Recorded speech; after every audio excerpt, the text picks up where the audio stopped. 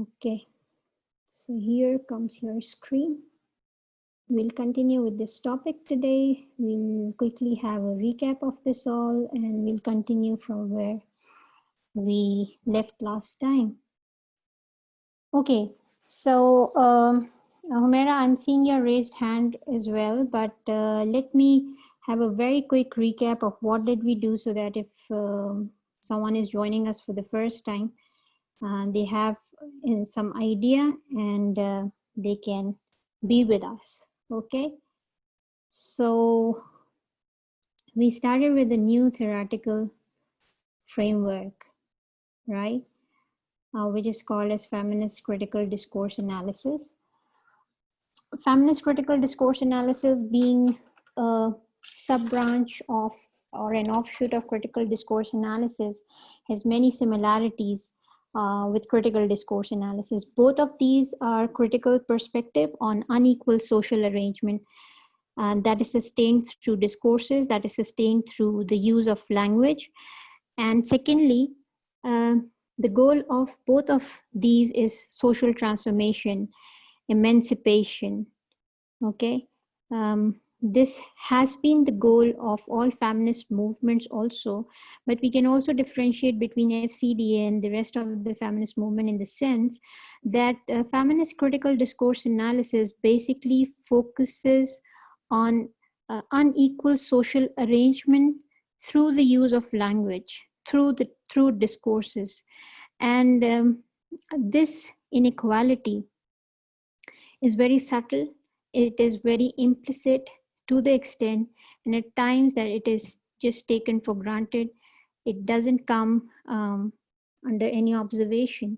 So as feminist critical discourse analysts, we need to find these implicit inequalities, gendered inequalities we talk about. And I already told you that in CD we talk about many kinds of inequalities: social inequality, racial inequality, status inequality. But as far as FCD is concerned, we focus on gender inequality, and that too in discourses.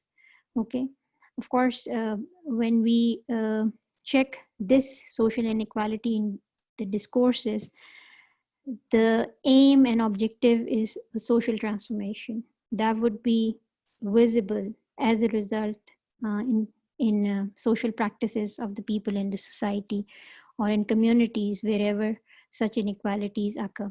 I already showed you a picture. We discussed a number of ads also, and we'll get to some interesting recent stories that are covered by the social media also, and you will find those out in those discourses as well. Okay. Other than that, we looked at some formal definitions, and we discussed that this feminist critical discourse analysis is a theoretical framework as well as analytical framework. Right now, we are just covering the theoretical part, okay? And once we cover this theoretical part, we'll move to FCD as an analytical framework also. There are some other participants. Let me enter them and I'll resume. Okay. So FCDA basically is a political perspective on gender, and it demystifies the interrelationship of gender, power, ideology, and that occurs in discourses, right? So I told you that these are very subtle. There is a complex working of power and ideology in these discourses, and the aim of this complex working together of power and ideology is actually to maintain and sustain gender social orders. Okay, the hierarchy that we talk about in CDA, different class of people, in different race of people, but in FCDA we talk about gendered hierarchy or gendered social order, right? And then with examples we already discussed that FCD is applicable both on text and talk. Of course, when we talk about discourses, we talk about text as well as talk. We also mentioned that it is the analysis of FCD is multimodal. And I showed you an example of what multimodality actually is in CDA, especially in FCDA, right? Other than that, we talked about the concerns of FCDA. The basic concern of FCDA is critiquing discourses which sustain a patriarchal social order. We deduced from our discussion that whatever we were talking about comes under the umbrella of patriarchy as a system, as a social system. Okay. Let me check, some people are, okay. Okay, but I have discussed FCDA as a multimodal analytical framework. That did too, by showing you a picture as well, and by discussing some website analysis also. But we may repeat that, okay? I'll give a chance to your peers also to repeat it for us. We'll do that. Other than that, multimodality is a topic that we will cover separately also in one of the classes.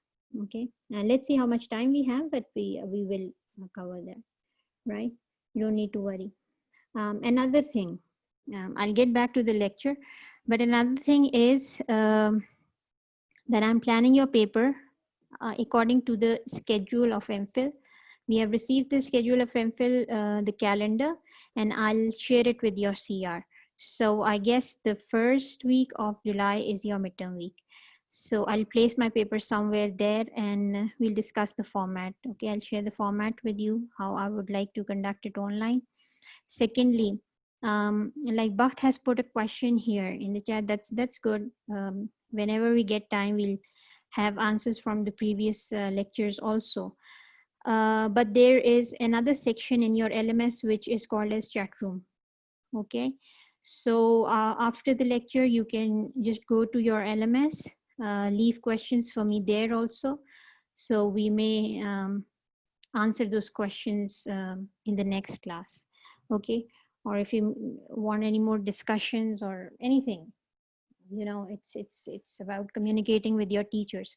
So I have activated the tool of chat room in your LMS.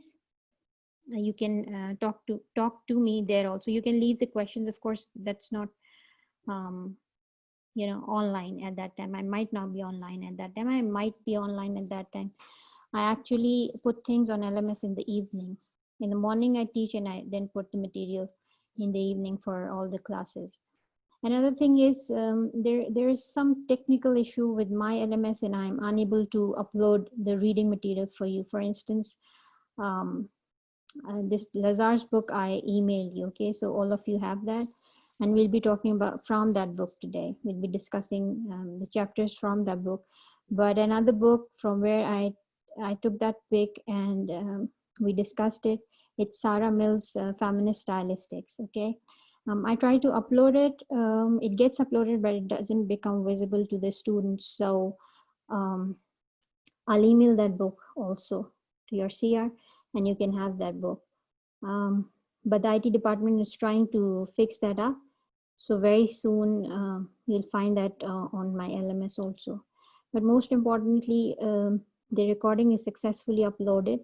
So for any reason, if you missed anything in the previous lecture, you can, you know, re-listen to the recording if it helps you in any way. Otherwise, recording is not for the people who attended the whole class, but it may help people who missed the class for any reason, right? Okay, so getting back to the concerns of feminist critical discourse analysis, basically concerns is about critiquing discourses. Which kind of discourses that sustain patriarchal social order? Whatever we discuss in gender discourses, it leads us to patriarchy as a system. And I told you that patriarchy, generally speaking, shouldn't be a problem because in sociological terms, it is only defined when a family is held by a male, okay? In comparison to matriarchy, where women is the head of the family, as simple as that. But then patriarchy becomes a problem when it exploits the weaker gender, okay? And that happens to be the female gender, and then the transgenders also can be included as the marginalized ones, right? So there is a relation of power, and that systematically privileges man as a social group and disadvantage, exclude, and disempower women as a social group. So when patriarchy starts to do these things, systematically disadvantaging. Why do we use systematically disadvantaging? Today we are going to talk about systemic power also, okay? Which is different from the general definition of power, systemic power. When something is systematically done, it starts to be taken for granted. It becomes unobservable, right, with the naked eye. So things which are systematically done are so done in such an organized way that we do not even notice them, right? So similar is the case with patriarchy. It systematically privileges men as a social group. It advantages men. It includes men in the discourses. And at the same time, what it is doing to the other gender of women, it puts them in a disadvantaged position. It excludes them. It disempowers them as a social group. Okay. And this is done in subtle ways, in ways which are taken for granted, in ways that are, that are socially assumed. And I told you that patriarchy is hegemonic, right? Patriarchy is hegemonic in a way that it is kind of oppression by consent, right? So FCDA looks at its discursive production, how it is discursively produced, how it is produced by the use of language, how is it perpetuated through the use of language, how is it can be challenged, okay? So FCDA basically challenges those discourses. It says that these discourses need to be negotiated, these discourses need to be discussed, right? We also talked about when there is an existence of FCDA, so why, when there is an existence of CDA, so why FCDA? We have already covered that because Lazar believes gendered disparity needs to be seen, okay? And not just with any other inequality in the society, but separately in gendered discourses, right? So there is a need to distinctly establish feminist politics of articulation, right? Which should go along with other inequalities, but should stand distinctly also, right? And should address oppressive nature of gender, which is present everywhere, right? Now, another reason why there is a need for FCDA when CDA is already there, look, racism can be in some countries, okay, where there are multi-races, okay. Social disparity can be an issue in some countries, cannot be an issue in other countries, but the presence of gender is, it's an omni-relevant category. It is everywhere. It is in every society. So these genders, it cannot be that there would be a society where there is an absence of one gender and the presence of another gender. There can be societies with the presence of one race and the absence of another race, but there are no societies, there are no communities where there's only one gender, right? So this is an omni-relevant category in all societies, in all communities, in all social practices. So then there are problems, right? Then when both genders are living together, there must be a system, and most of the systems in the world, family systems and tribal systems and social systems and community systems are run on patriarchy. This is why it is called, this is men's world, right? So that's why there is a need to identify and establish feminist perspectives in language and discourse studies. and along with, feminist in the academia, right? So that's why there is a need for FCDA along with CDA. Now, we also talked about traditional gender ideology. The traditional gender ideology, is just similar to, we talk about blacks in relation to whites. We talk about poor in relation to rich. And traditionally, we talk about women in relation to men, okay, and men in relation to women. Okay, other than that, we discussed how gender ideology is hegemonic, how patriarchy is hegemonic, okay, and how women become invisible in discourses. We took some examples from the class also. I gave you examples too.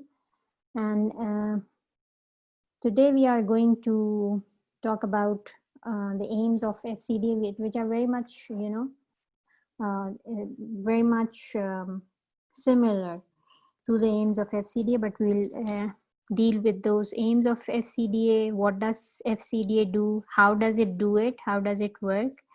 We'll also name some of the subfields, and then we'll move to the theoretical side of it. But before that, let's talk about capitalism, because that happens to be, one of the aspects of gender ideology as hegemony. Okay, so Baht has given her answer since she has some audio issues also. So let me check in the chat also, and then who else studied about capitalism and FCDA or feminism, generally speaking? Okay, you may raise your hands to answer the question, and meanwhile, I'll be reading your chats also. Okay, who wants to connect capitalism and, FCDA or feminism? How these two are related?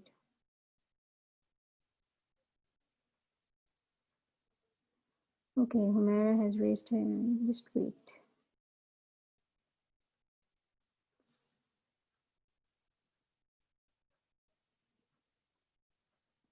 Okay, I've received answer from Mariam Shah. Bakht has already answered. Humera has answered.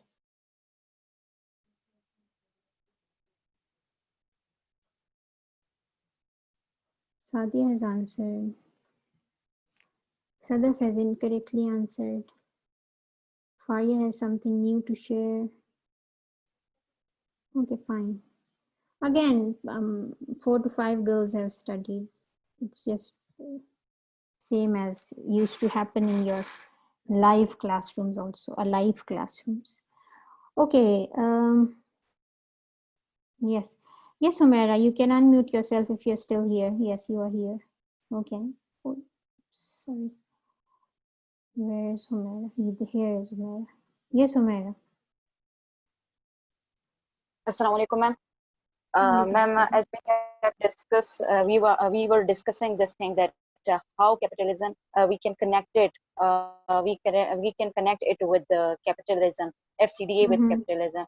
So we know that in capitalistic society, we want to consume more and more, because the capitalistic society made our mind to consume more and more. And when we are reading CDA or FCDA in this context, so we are reading about consumerism, that how to discourses capitalistic society convince people to buy more and more. So women in this regard, they are used as object in order to propagate the consumerism in society, in advertisement, billboards, social media, print media, the advertisements on social media, print media. In all these advertisement, we found that woman is being objectified. As I have discussed the example in chat as well, that if we have a closer look on the advertisement of cars, we found most of the time we found men in that advertisement, but we found women in the ads of cooking oil, soap, whitening cream. So in this way, we can say capitalist society brings up the gender inequality. It brings up the class system as well, but it brings up the this system as well, inequality. But due to hegemonic system, we didn't question that why it is so, and the woman is continuously used as object. And I also want to discuss the Fairclough's idea that he said that capitalism is not about commodity, but it is now it is tangible, means we can touch it. So also the woman is they are in that system that these commodities are tangible. Most of the men, they are using this thing, that they are selling their products through different mediums, like through internet or through different medium. But women, they are but most of the time women, they are not using this idea. And because technology, they are not that much skilled in technology. So as in the previous classes we have discussed that it is a common perspective that women are not good in mathematics, not good in IT. That's why women is lagging behind men. Yeah, that's correct. Women are being used capitalism as commodity. This is one of the link between capitalism and feminism. Who else? That's a good answer, Mara. Thank you. Yes, who else?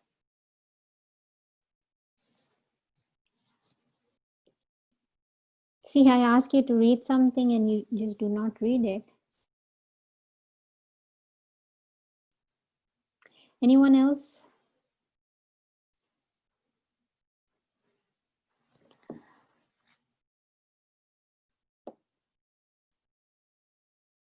Okay, now what happens in capitalism is increase in inequality between classes.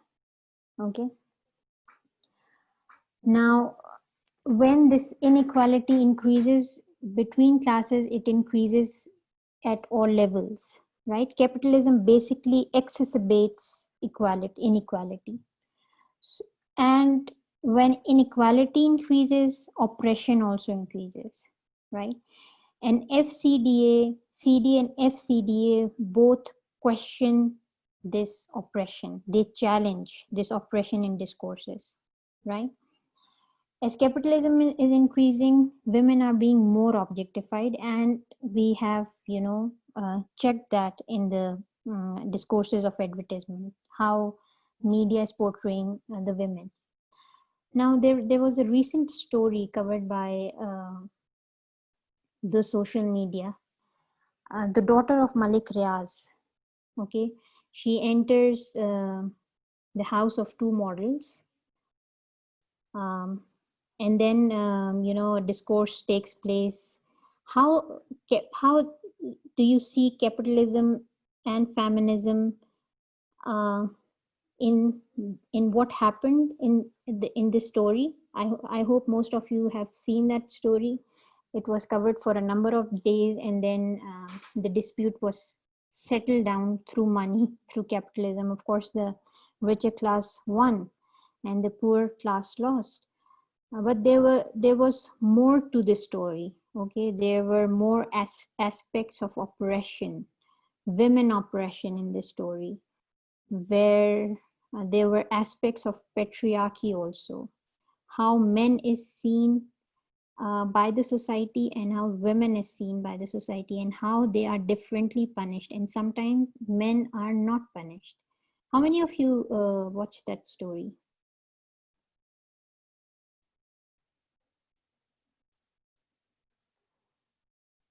Okay, who else? Okay, now watching that story is one thing.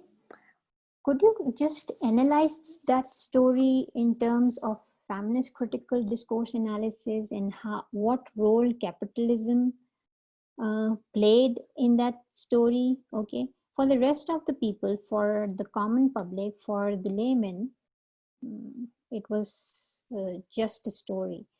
But for people like us who might be analysts, who might be observing things around more keenly, um, there were a number of aspects. Okay, but did not watch, and Gulmina is unable to hear, right? Humaira, I've added everyone whosoever was in the waiting. Okay, let's discuss that. What are the aspects that you observed from that story? Who's telling us what happened actually?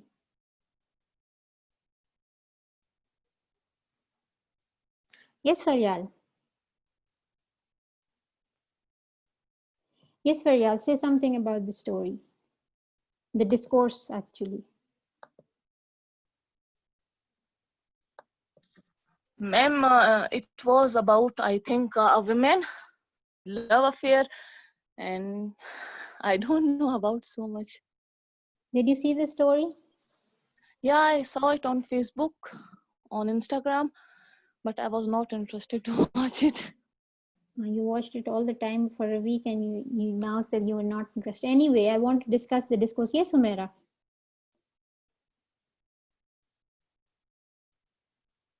Faria is raising her hand. Let me go to Faria first and then I'm getting back to you. Yes, Faria.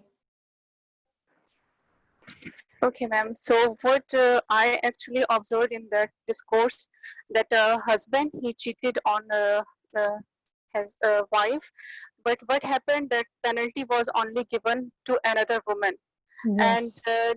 no one actually blamed, or they didn't means they give penalty to the husband, but the more concern was for the another woman that cheated on her.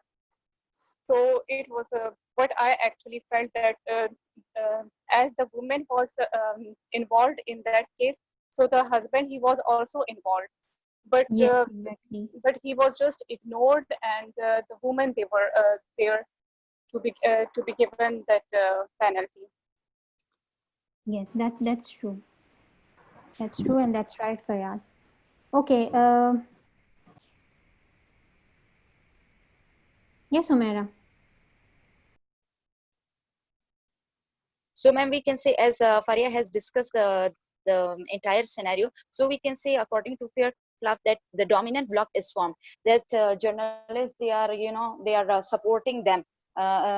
These media people, they are supporting him because he is from elite class. So they are supporting each other, and so the Uzma Khan is being highlighted. But what he has done, what the crime he has done, it was not being highlighted, but Uzma Khan is only highlighted. So this, the dominant bloc here, which is not apparent, but they were supporting each other. They were supporting the elite Yes, class. exactly. Now, you must have observed in that story that for a day people supported Uzma Khan, right? The model and her sister. But the very next day, everything changed. The media changed. And one thing you might have observed, that the story was only covered by the social media. It was not on our electronic media. The name of the tycoon, Malik Riaz, was never taken. Okay. It was just said that an influential family or a business family or an elite a person or a woman from an elite class was cheated by her husband. All of this was used, but their name was never disclosed on the electronic media. But the name of these women was already there, always there on all kind of media, in the print media, also in the electronic media, and of course in the social media. But the story was covered more by the social media. And what I was telling you, that for a day people sympathized with the women who were beaten by the women of a superior class, or by the women, by the richer women, I would say. But the next day, because a dominant bloc was formed, media knew that they are always given money. They are always bought, actually. Malik Riaz himself says that he buys people. So they are already bought by Malik Riaz. Malik Riaz again uses his strategy of giving money and buying people. So the support group also changed. Even some of those social media anchors or YouTubers who might be supporting these women one day were not supportive of her the next day. Okay, all the support goes to the family of Malik Riaz. All sympathies goes to the family of Malik Riaz, in the sense that the real culprit um, was the model and perhaps her sister. because she instigated a poor man who could not control himself to cheat the wife. Okay, so they in that particular discourse, if you hear the discourse, most of it needs to be censored, but every abusive word is for the women. Okay, whatever abusive words, whatever swear terms were being used were for the women, not for the man. The man leaves the site, he's not even shown, and we know from the story that it was covered on camera also. These elite women actually video recorded the whole fight and the whole situation, and then they uploaded the video on social media to defame those women. But you would notice even in the video the man is not shown. He sometimes his name is taken and his name is again taken afterwards. We came to know what was the name of this guy, but the women were shown completely, and their names were taken again and again. They were brought to the screen, but till now we have not seen the actual guy. Later on, someone posted their pictures, the man's pictures also, but that was not from that particular situation. Okay, so here we see that a man cheating on the wife is the fault of the man, and it should be the wife should question the husband instead of questioning the strangers, right? But since those strangers were poor women, they did not have their families also, and perhaps they were in the showbiz too, so they belong to the weaker section of the society in many terms, right? So only those were highlighted, those were punished, those women, weaker women, were abused publicly, they were defamed. Okay, it affected their career also, their earnings also. But this man never came to the limelight. He stays rich, he stays safe, he is back in the family safely. People stopped talking about him, and people never talked about him. There were very few people who said that the man should be the first person who is answerable in this whole fight should be the husband, but he was not there. Who were fighting? The women, the wife and the other women, right? So we found out two things. One was, capitalism, suppression and oppression of another class. Had they been not rich, had the wife of this man was not rich, the daughter of Malik Riaz, this would not have been the case, right? He might have stayed quiet like so many other women would. Okay, so we see both a woman suffering at the hand of capitalism, a woman suffering because she was a woman.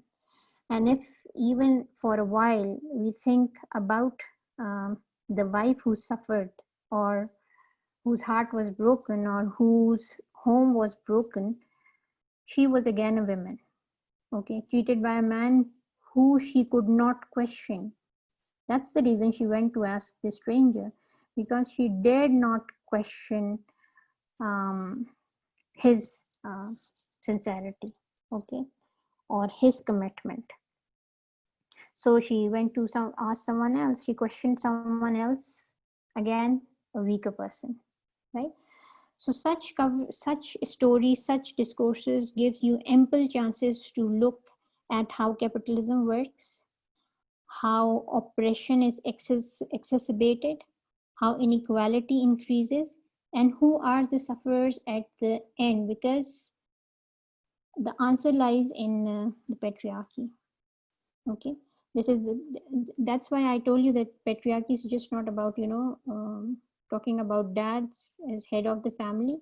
Patriarchy is seen in various aspects of the society. This was the whole story, was the manifestation of patriarchy. How men commit a crime, and the punishment is for the women, both sides, right? For the wife, it was a punishment, it was a mental torture that she undergoes, and then because she suffers mental torture, she gives a physical torture to another woman, right? And the discourse is, the conversation that takes place, the way media covers this story gives you a lot of use of language to be analyzed how things were happening, right? Okay, now moving from this, let's continue with and complete this theoretical part of FCDA. Now let's talk about what is the aim of FCDA, Feminist Critical Discourse Analysis.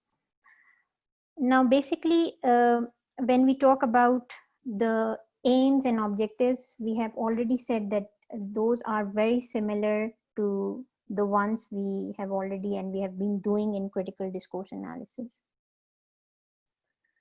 So the feminist political critique of gendered social practices and relationship is ultimately aimed at social transformation that we have already done as an objective. So the critique should not be without an aim, without an objective, but in the long run, we try to bring a social transformation. And day before yesterday's class, we observed that there is a social transformation visible in the media, also in the advertisement, the changing advertisements now.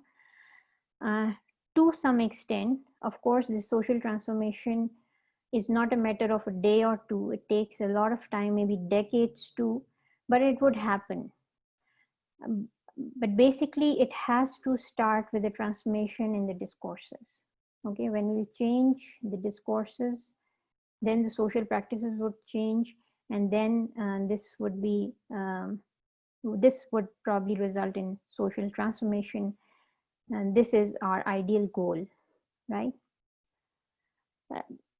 The aim of FCDA is to contest the social status quo, and the drive, according to Lazar, is towards feminist humanist vision, to see women as equal humans, okay, who are allowed to live in a just society. And what is a just society according to Lazar? A just society is where gender does not predetermine everything, okay? Gender does not predetermine our relationships. It should not predetermine, as soon as you apply for a job, there should not be any predetermination about you, right? And the expectations, there should be a change in expectations. What is predetermining? How what does gender predetermine? Let me put this in the chat also. What does gender predetermine?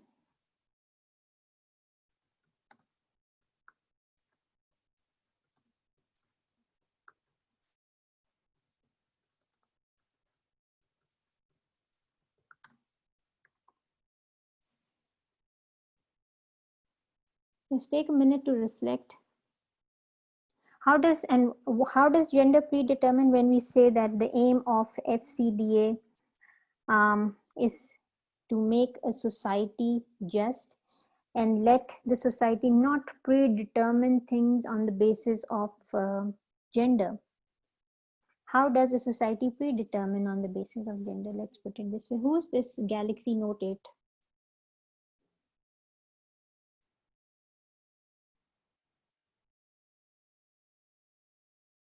Yes, Galaxy Note 8, who's raising your hand? Please tell us who are you and answer the question also.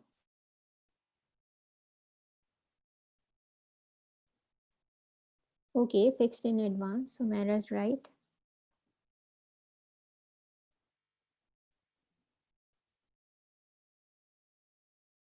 Yes, Bakht is also right. And if you have read the second chapter of Lazar, what are what is predetermination of gender at workplaces? Let me put it this way and relate it to your reading. Who's this Galaxy Note 8? Do you want to answer, or you have raised your hand by mistake?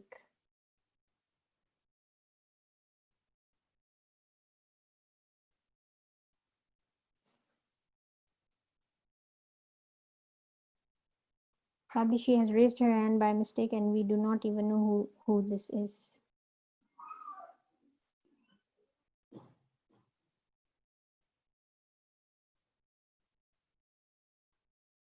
Yes. Okay, what is predetermination of gender at workplaces? Do we have Uzma today?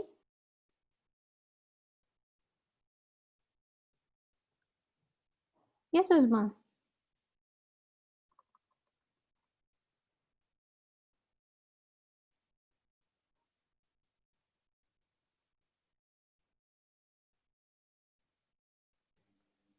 Can I be heard, ma'am?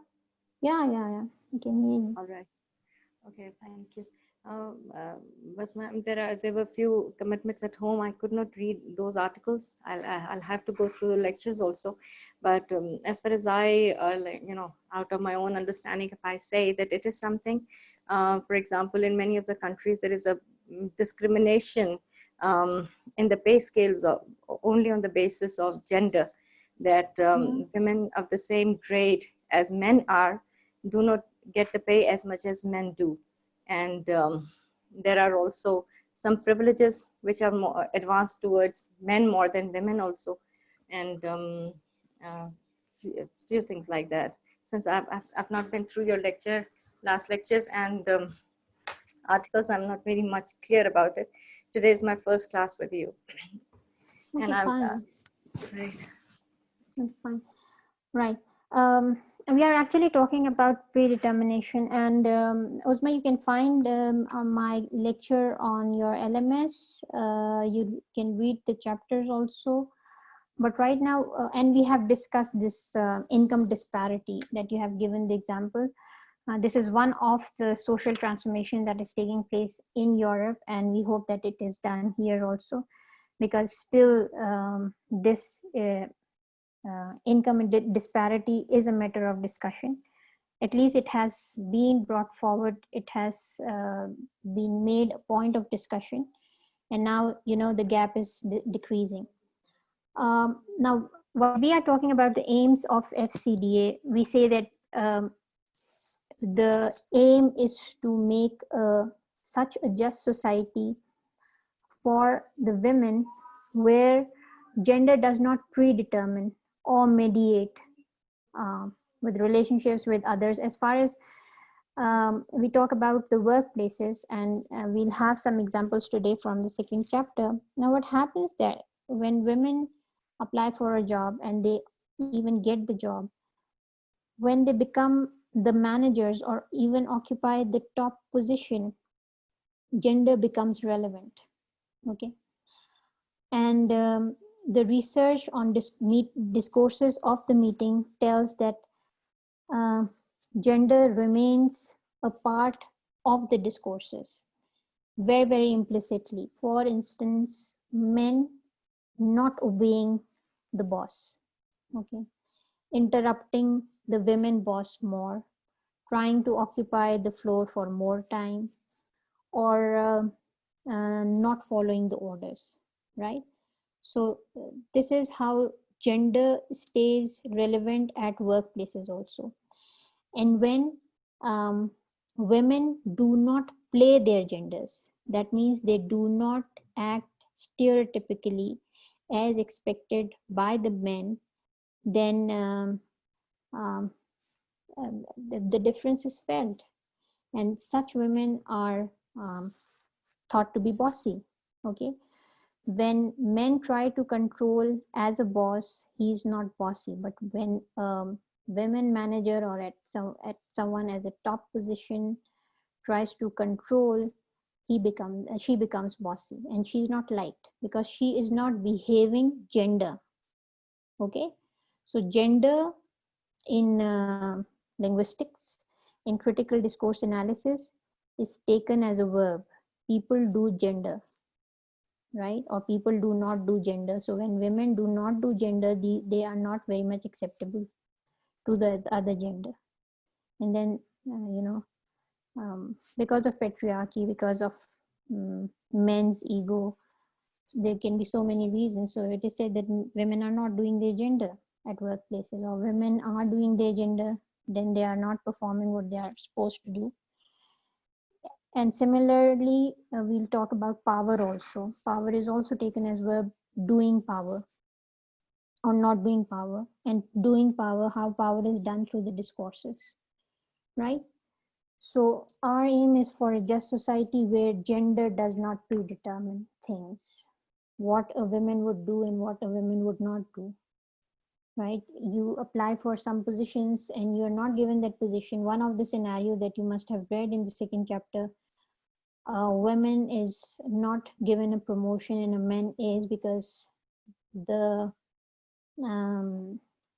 the people on the top feel that men could work better at that position. So this is predetermination, that without giving a chance to the women, it is also already predetermined that this work cannot be done by a woman. Okay. Faryal is saying something. No, Sadia, this low pay and harassment does not come in predetermination, right? But what we have discussed, what roles women may play or what roles women might not play. For instance, many parents already predetermined that their girls would not be able to become engineers. Okay, I would not be able to go to the to army or to air force, and right, it's just a matter of few decades that women have started to work in the banks or at co-places. Otherwise, there were only two predetermined occupations for them. One was teaching and the other was being a doctor. And even in the field of medicine, they were expected to be gynecologists. Okay, they were not expected to be surgeons, and they were not expected to be neurologist or nephrologist or in any other field. They are not as much acceptable as they are in the field of gynecology. Okay, and it's a matter of just a few decades that we see lady pilots, a concept of lady pilots, that women can fly planes also. Okay, so otherwise it is about challenging the stereotypes. It is about challenging the status quo. Okay, right. Is someone raising hand? Yes, Humaira, do you want to say something?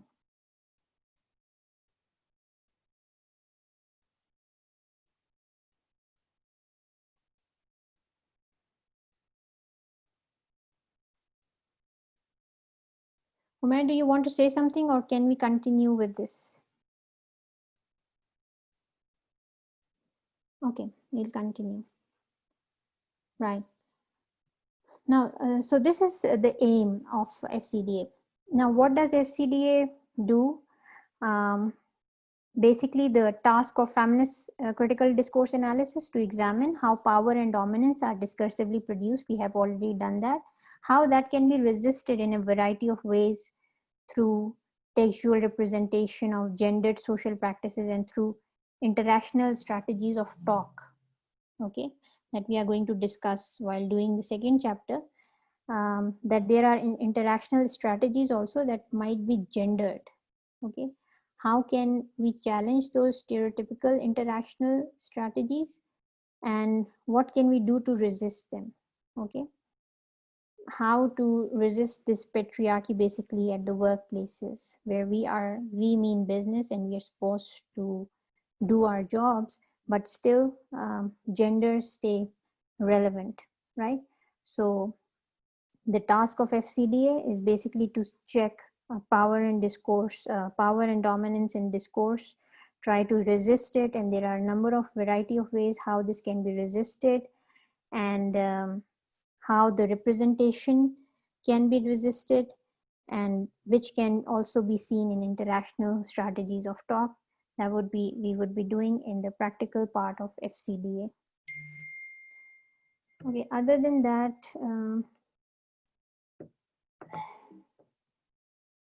we would see how the CDA works. So since we have talked about discursive reproduction or discursive perpetuation of power, gendered power and dominance. Oh, Mara is out of the room. Okay, she's joining. Right. So how does FCDA works? As we have already talked about, that FCDA has everything to do with the discourses. Similarly, is similar to CDA. So what it does in discourses, it analyzes the text and talk, discursive representation of power and dominance, through which it is perpetuated also. So it analyzes these text, talks and discourses at all levels. Okay. It analyzes the choice of words. It looks at the clauses. It looks at the sentences, utterances, conversational turns, who is occupying the floor for more time, structure of the argument, who is doing power in a particular interactional setup, right? Structures of the argument, what kind of genre is it, and how different discourses interact with one another.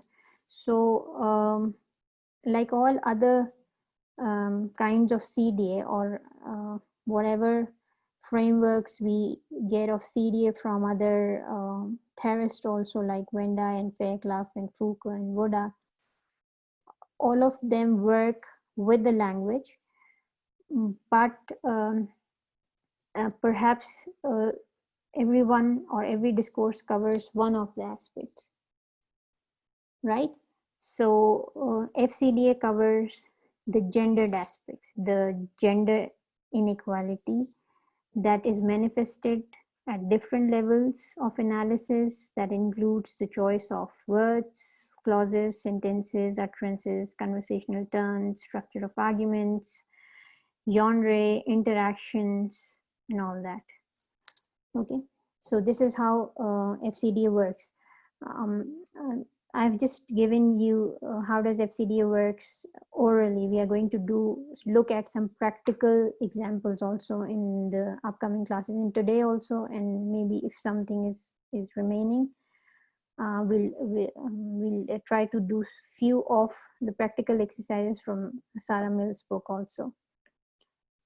Okay, other than that, there are some subfields by feminist scholars, and all of these are the subfields of FCDA, because in their own linguistic terms, they try to analyze these discourses. For instance, feminist stylistics. Then Sarah, this is by Sarah Mills.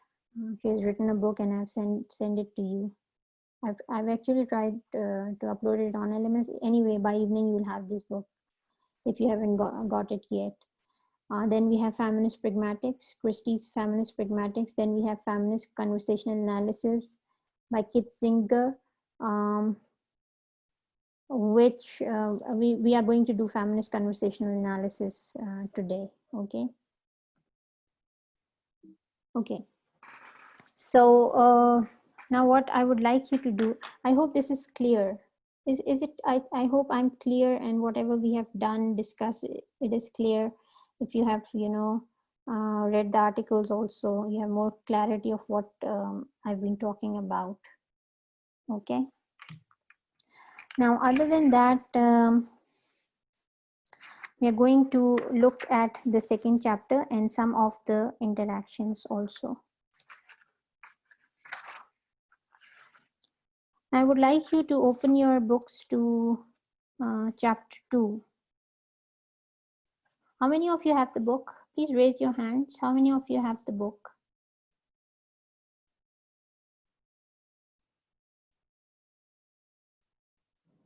Why only some people are studying and why only some people have the book? Okay.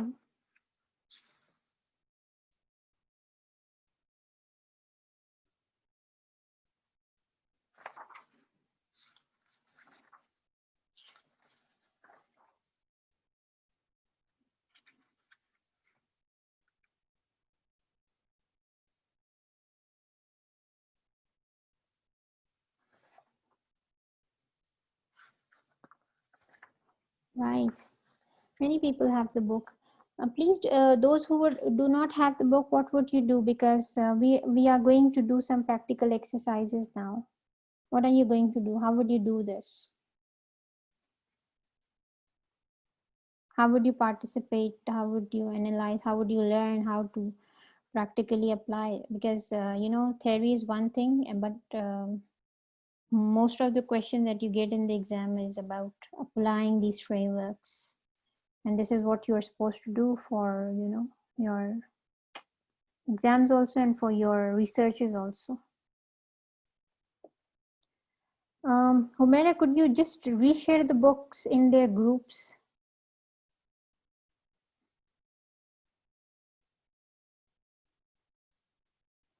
Okay, by the time Humaira reshares the book, I'm putting another question. Have you read the word praxis? What do you mean by praxis?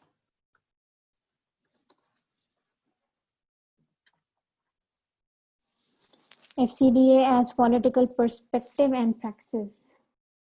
What do you mean by praxis? If you have read the chapter.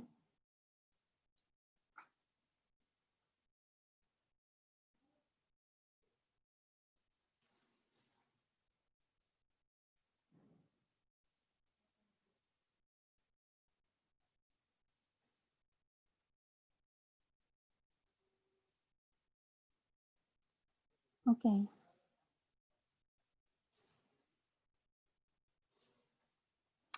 Find out what is praxis.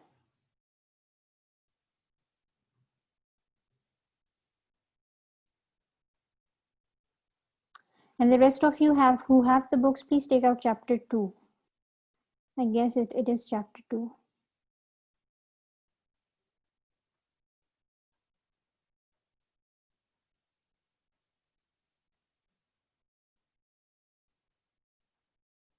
Power and discourse at work is gender relevant.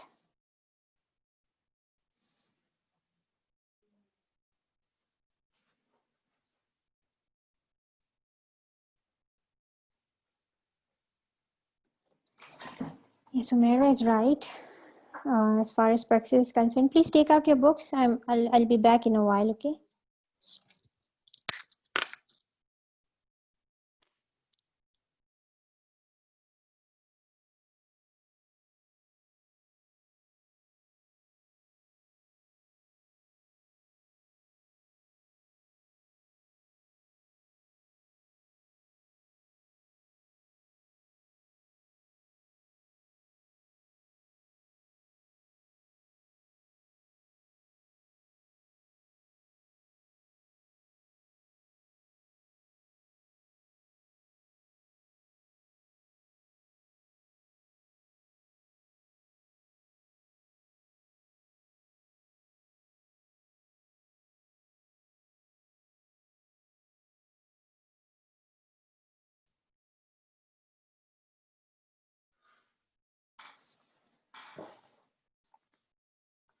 Okay, I can do one more thing is to,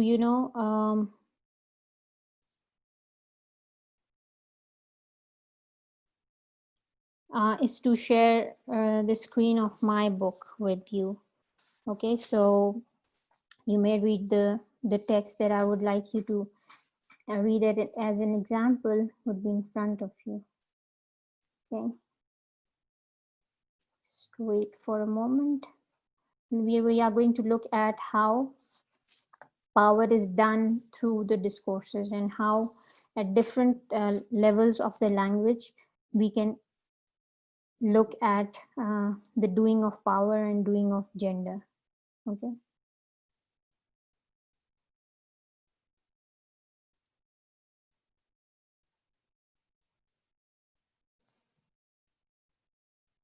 Now this is chapter 2, Power and Discourse at Work is Gender Relevant. Now basically this chapter is based on a research that was conducted in New Zealand at different workplaces, and this was a project to analyze the discourse and how power is seen in different interactions, especially in formal meetings. And why it happened to be necessary, because right now women are occupying the top positions. For instance, New Zealand's Prime Minister is herself a woman. Do you know that New Zealand's Prime Minister is a woman? How many of you know that New Zealand's Prime Minister is a woman? Have you seen her? Okay, some people are updated on the current affairs also. That's good. Please stay updated on the current affairs. Okay. We had a women Prime Minister, Benazir, got to the top position. Of course, in our system of democracy, the top man is the Prime Minister. So once we had a woman, New Zealand has a woman, and then there are other countries also, not really popular countries. For example, what's the name of that country who kicked out so many of its own people who are refugees in Bangladesh? Myanmar, I think. Burma. Burma's prime minister or president is a woman.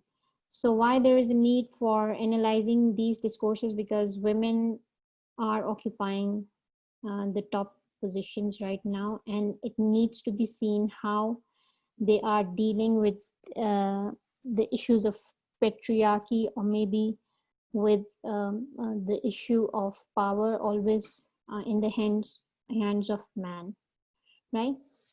So the question that this project started in New Zealand was that, is gender still relevant? Okay, to what extent the gender stays relevant in workplaces, in co-work places, and especially in places where women have started to hold significant positions. Okay. Now, the first problem that was indicated in this project was that since there were less numbers of parliamentarians, now why the presence of women is important in the parliament? Okay, why? Let me ask you, why the presence of women is important in the parliament? What do these parliamentarians do that there is a need for the women to be there? Okay, Maria wants to answer. Yes, Maria. Why women's presence in the parliament is important?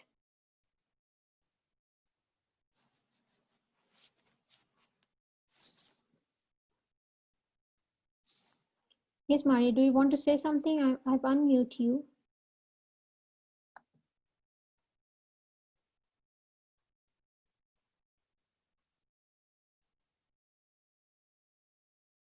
Faryal, do you want to say something, or you had just raised your hand as Maria did?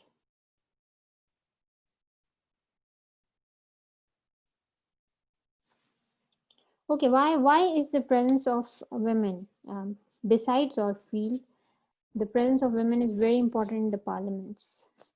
Why? Let me put it in the chat also if you're unable to listen.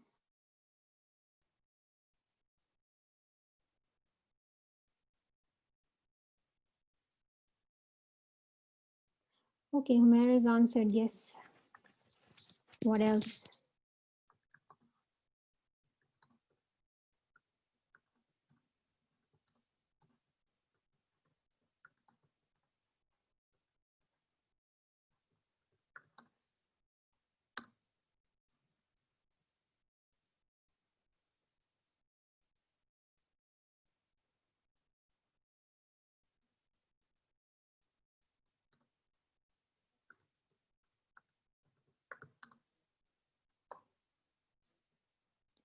Besides other field, but the most significant place for the women is their presence in the parliament. Why is it?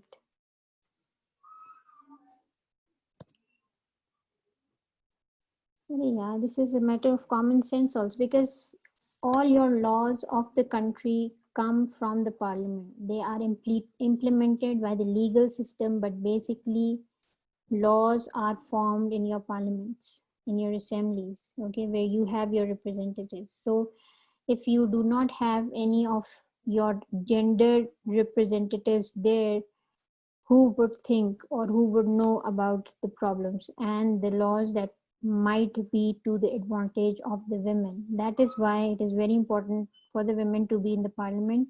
And this is one of the reasons that now, okay, Usman, that's right. To, to acknowledge women's status, they should be given opportunities everywhere, but in the parliament it is important because they actually know the problem of their gender, and there should be laws, for instance, increasing more job quotas for the women. That the rule comes from the parliament, okay? More seats in the professional colleges for the women, more opportunities, or bringing in front the poor women of the villages. All of these come from the parliament basically, okay? So the presence of women is very important in the parliament. This is the reason now we have seats in our parliaments and in all the assemblies, your national assembly also and the provincial assembly also.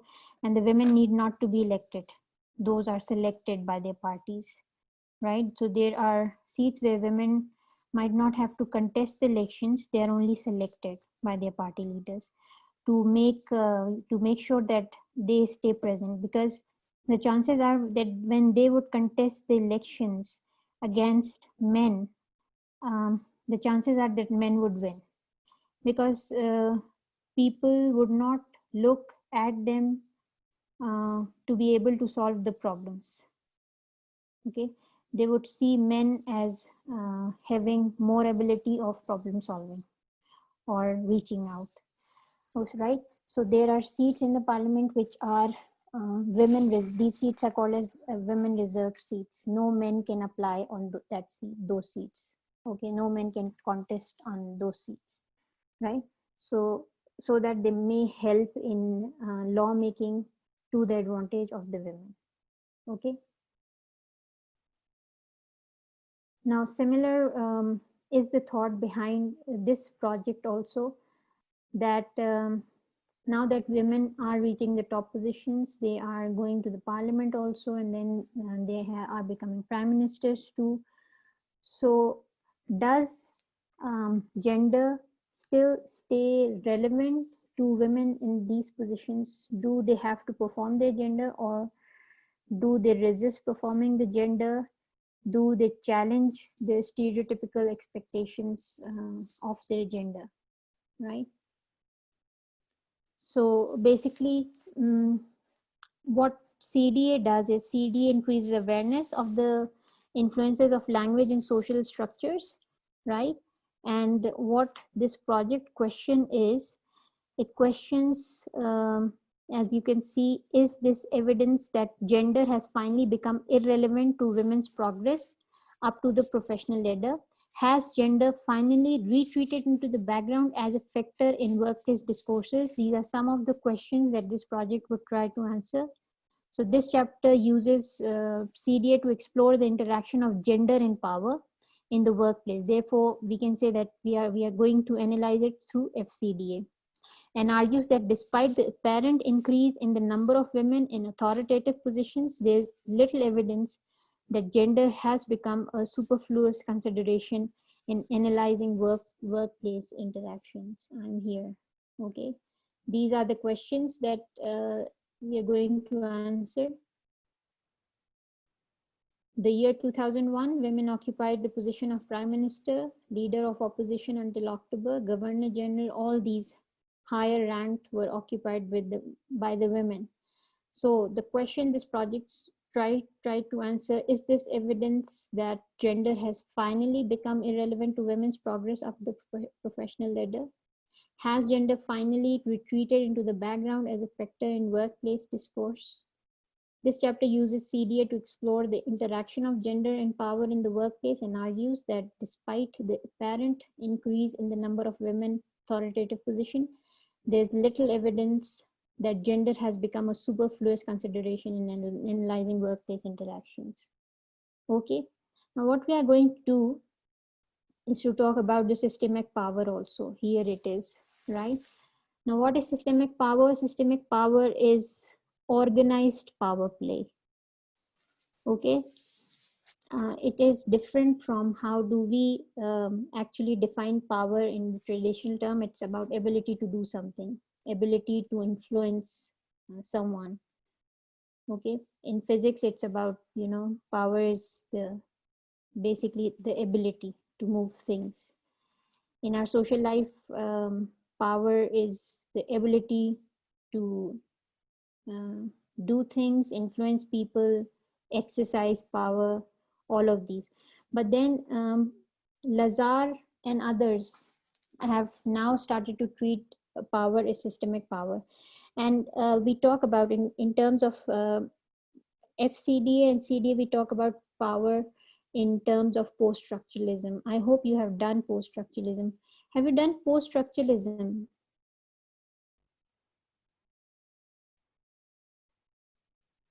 Have you done post-structuralism? Maria, please lower your hand if you do not want to answer. I would like someone to tell me what is post-structuralism if you have done. Let me put it in the chat also.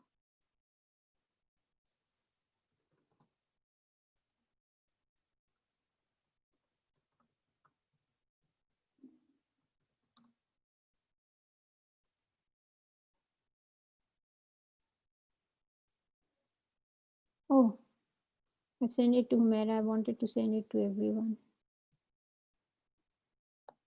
What is post-structuralism? Postmodernism किया है? Postmodernism is similar to post-structuralism.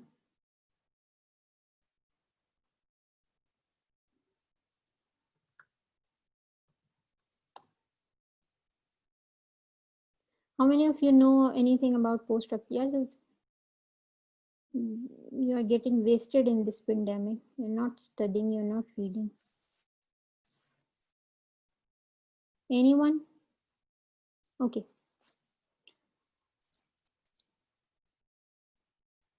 Just take it as your homework. I'm just telling you, you know, broadly speaking, what is post-structuralism, and we define power now in terms of post-structuralism.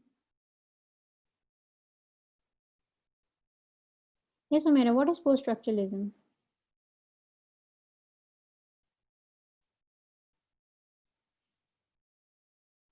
Okay, Sadia is raising her hand. Yes, Sadia.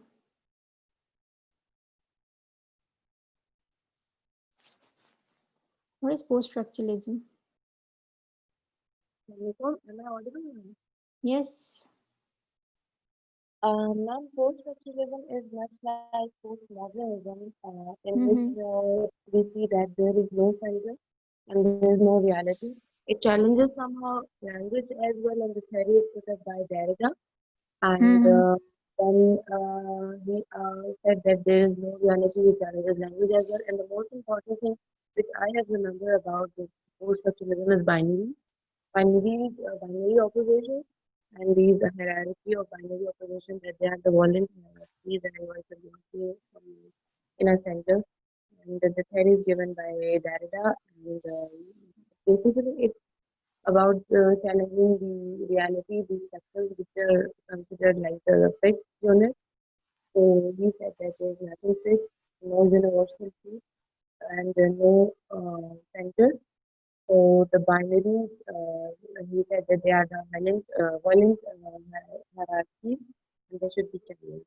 So I just remember this. Okay, fine. People, you can go to the chat. Bakht has written something very, very relevant there. And right now we are going to Uzma. Yes, Uzma. Maria, please lower your hand. Oops. Yes, yes, Humaira. We are going to Humaira. Yes, Humaira. Ma'am, in structuralism, we have studied this thing that we are studying units of the whole structure. But in post-structuralism, it is like the reaction against that we are studying unit as well as the whole structure. So and it also deconstruct the every unit and the whole structure, and it deconstruct the binaries as well. It deconstruct that there is no universal truth, means there is no center, there is no unit. If the unit of any structure is deconstructed, so the distinct unit is itself, it defines something. That's right. Yes, Uzma. I'm sorry, man. Actually, I take very long to use this technology thing. थोड़ा सा इसके साथ अभी custom हो रही. Yeah, you will be. The rest has been told by them. One thing that I remember from the previous semester, that it was something which also discards the predetermined or pre-existing ideals. Exactly. Just the way Exactly. deconstruction. Yes. Yes. Right. Okay. Right. Okay. Now, what is important when we say that the definition of power in CD and FCD is taken in post-structural sense, that everything is fluid. There is no absolute reality about anything. So power is not absolute. Power, with a belief that there is nothing as absolute about the power, or there is nothing as permanent about the power. Power is transformative. It is in transformation. If it is with a group of people today, it would be with another group of people some other time, right? So we talk about systemic power as in post-structuralist terms, that it is, it is in the transformative phase. It is non-static. Power is treated as a systemic characteristic, is a transformative and non-static feature of interaction. Here it is. It's non-static, right? In interaction, at times it is with one person, and at another time it is with another person, right? So power has no reality. Power is transformative.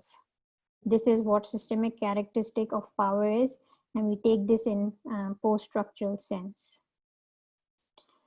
And from the examples that we would see, there would be an evidence that these power structures might be covered. These power structures might not be overt, but there is a systemic power structures in interactions also. Okay. Now, first of all, the first few examples are not related to determining the gendered power. We would just see how power is played in the discourses, how power is done, doing of power. As I've told you that these terms are used as doing of power. Okay. It's a very interesting chapter. There are many new terms of CDA that you are going to learn from. So do read this chapter. Right now we are moving to doing power at work. As I told you that power can be done, and CDA talks about power. And if you have read Judith Butler in your theories, he has talked about performativity of gender. Okay, gender, that means gender can be performed. So when you are reading about gender performance or doing of power, read Judith Butler also. Okay, his work is also on he's famous for his work on transgenders, but he has talked about performativity in genders, or gender performativity, that gender can be performed and power can be done. So we are going to look at how power is done, or how can you see power in discourses, right? What are those discursive practices which could show you power? How do you analyze interactions? As far as FCD is concerned, how do you take out powers? Now powers, sometimes there is an explicit performance of power. How? By the use of directives. What are directives? Directives are ordering. Terms like do this, I want you to finish this, okay? All these terms are used as directives, and of course directives can be given to a subordinate. Okay, just wait, someone is saying something. Okay, boss has given the answer, right? So directives is one part of the language through which there is an explicit performance of power. Now this power through directives can be performed in a polite way and in an impolite way also. For instance, if I say to my subordinate, or if I say this to someone, I was wondering if I could get a copy of this, right? Now I am trying to be more polite. I am giving the person overtly a choice, but covertly I'm not giving him the choice because of the situation that we are in. If he is my subordinate, even if I use this term, I was wondering if you could just bring me a copy of this. So I'm not actually giving him a choice. Okay. If to my equal, I say, I was wondering if I can get this book. So I'm giving them a choice. That's not a directive. I'm not playing power. But if I'm talking to my subordinate, if politely I'm saying something, that also comes under directives. Okay, covert kind of directives. Some directives are of overt kind, some directives are of covert kind. For instance, the imperatives. Here you can see on your screen the imperatives. Check that out, ring them today, make sure that's booked, follow that up. Explicit kinds of directives. Okay, as well as equally explicit need and must statements, such as I need these by 10. A boss telling he needs something by 10 and not after 10, or not before 10. He needs this by 10. I need to see that file. You need to get that to me soon, and these letters must go today. So imperatives like must, need, should are all power plays in the discourses. Okay, and they happen to be very, very explicit. There are no two questions. See, from these directives you can tell that the speaker is in the position of power, right?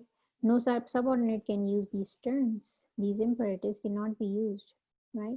So anyone who is using these terms is playing power, and perhaps is showing the position, and is probably at the position of saying this or doing this. Okay, so such forms can be regarded as overt manifestation of authority. They did not, for instance, tend to occur upwards from a subordinate to a superior unless the participant knew each other very well. So I told you that these are the choices that are taken by the dominant person in conversation, and never by a subordinate one, the imperatives form, right? Other than that, there are some of the example, like Sinclair Court, they have analyzed the classroom interactions also. Classrooms are also workplace interactions, right? Where there's a teacher and there are people who have asymmetrical power relationships, and then there are peers who have asymmetrical power relationships. Okay. And then let's talk about directives using inexplicit forms, confident that their utterances will be interpreted as indications of what is to happen. As I've given you example, even if someone superior is trying to be polite in the request, but the request of a superior is always in order, it might sound overtly or explicitly, apparently is the right word. Apparently, it might sound that the person has made a request, but a request by a superior is also interpreted as an order. For instance, you might like to find that file. What we might need to do is send down a confirmation note. Now, using we, right? This tries to show a similarity and trying to tell your subordinate that we are going to do it together. It's only a polite strategy. You have done pragmatics and you know what politeness strategies are. So it's just a matter of polite strategy. Otherwise, there remains a difference. No, we means equality, right?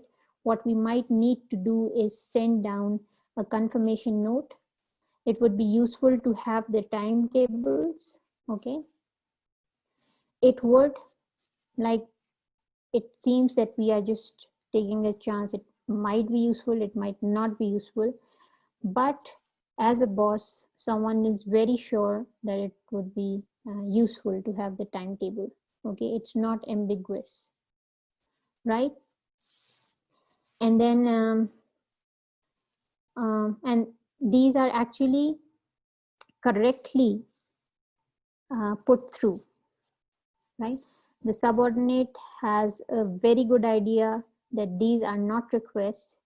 We does not mean equality, and these are all orders that needs to be carried out because there is a performance of power in these interactions, right? Now, we would see some of the initial excerpts, not from the view of gender roles or power play, gendered power play. We are just going to look at how power is played at workplaces in interactions. Okay, for instance, read the first one. What's happening in the first one? Quickly, I'm giving you just 2 minutes, and these are just two dialogues. One is Bev, and the other is Fiona. Okay, and perhaps Fiona, if you see it in terms of gender also, Fiona occupies some other place. She seems to be a girl. Bev seems to be a guy. Okay.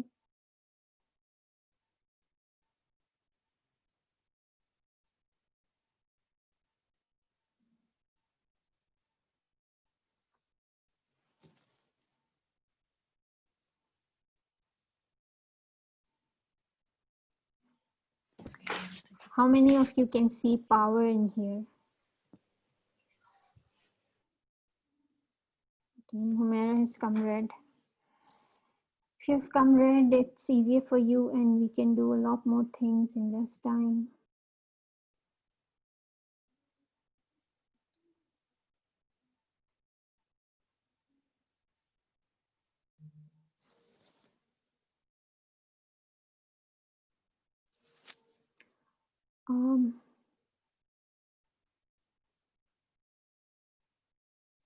Why the class is, smaller today.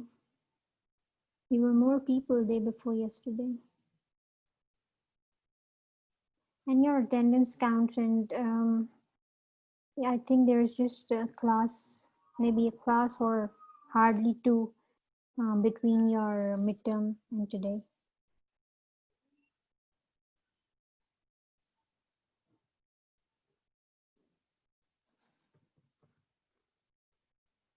Okay, raise your hands. How many of you could find out what's going on in this interaction? Okay, Uzma, Humaira, who else?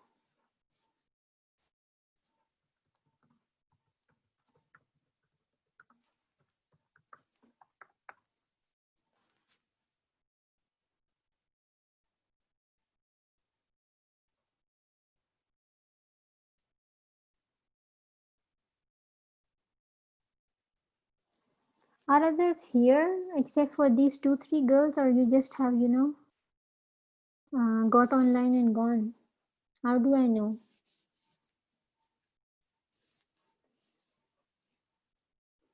Okay, Bakht, I'm unmuting you if I can only hear you. Yes, Bakht, what's happening?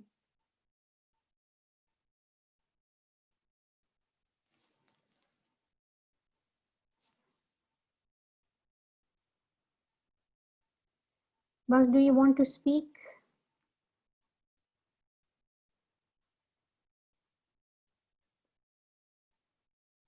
Okay, let's go to Humaira. Yes, Humaira.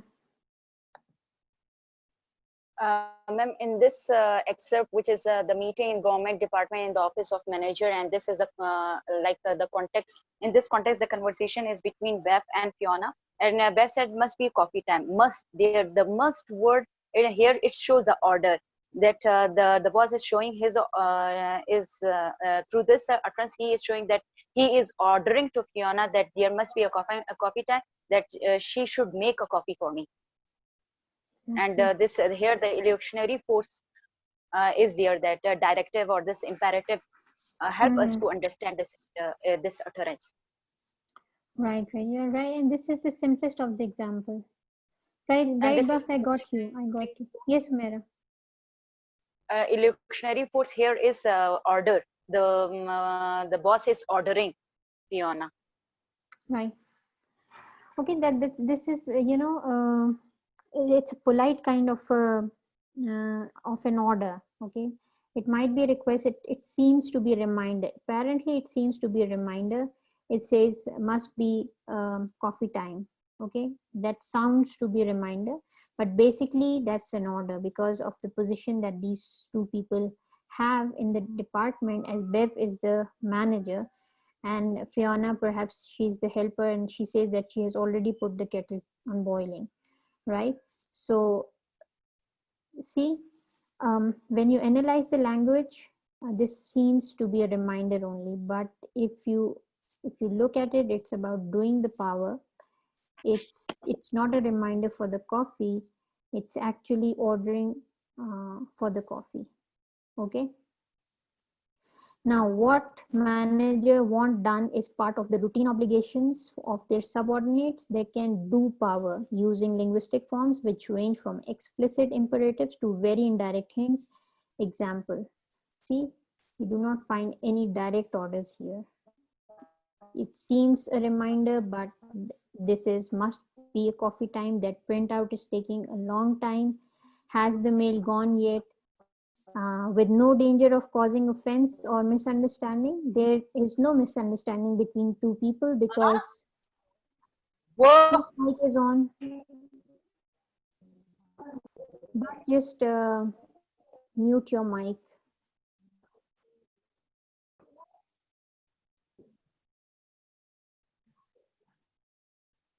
Okay, right? So these are the indirect ways of saying which do not appear as an explicit power play, but you can feel the power in the interactions, in the request also, in the reminders also. And for instance, here that printout is taking a long time. It's no piece of information. Okay, so the meaning is that something is taking too long. One must hurry up. Okay, this is also an order. When a boss says that printout is taking a long time, that means he's ordering to be quick, hurry up. Has the mail gone yet? That's again a reminder. Okay, if the task is done, it does not cause any offense. The boss is not being offensive, and it is not taken as a misunderstanding. As I told you, that reminders can never be misunderstood as reminders. When reminders are orders, they are never understood in any other way than just as orders. Okay, because they are doing it in routine, right? This is their routine obligation, so subordinates do not misinterpret it. Now let's talk about how the meetings are managed. We are going to look at from many of the pragmatic aspects that we have already covered in the last semester, right?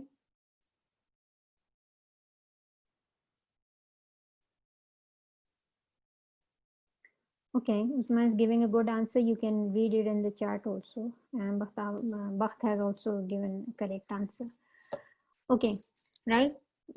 If you see this interaction in terms of genders, Fiona, the women, is supposed to do what common routine chores are women do actually at home. Even at workplaces also, the expectation is the same, that they are going to make the coffee or do these menial jobs there in the office. Okay, other than that, moving to managing how these meetings are managed, what other things other than directive. Directive is one of the method of showing power. What other methods are there, or what other ways are there in which power can be shown discursively? You can look at excerpt 2. Okay, read it in 2 minutes and tell me how the meeting is controlled, what other strategy is being used. Okay, one strategy we have seen of directives, in implicit directives and explicit directives. And implicit directives we have seen in the form of reminders, in the form of request, but none of them is a reminder or a request. All of them happens to be the orders. That is one strategy. What is happening here? Regular weekly meetings of a project team in a commercial organization. Clara is in the chair. Seth has gone to collect the minutes from the previous meeting, which he did not realize he was supposed to circulate. You can analyze this in terms of gender also, and you can analyze in terms of strategy of doing power as well. So what's happening here? Read it and raise your hands then.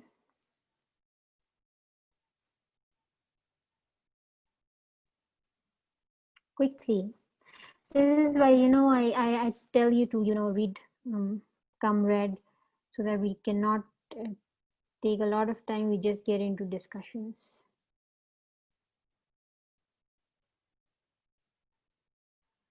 What's happening here?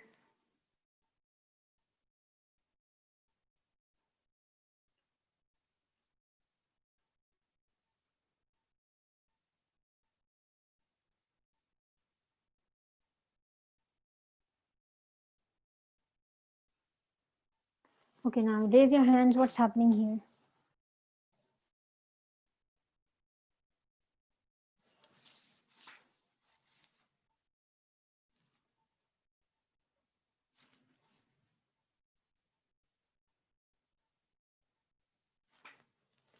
Kuzma is raising her hand. Let's wait for 2-3 hands and then we get into discussion. Am I teaching to these few girls? Are these the ones who would take the exam in the coming week? What are you going to do then?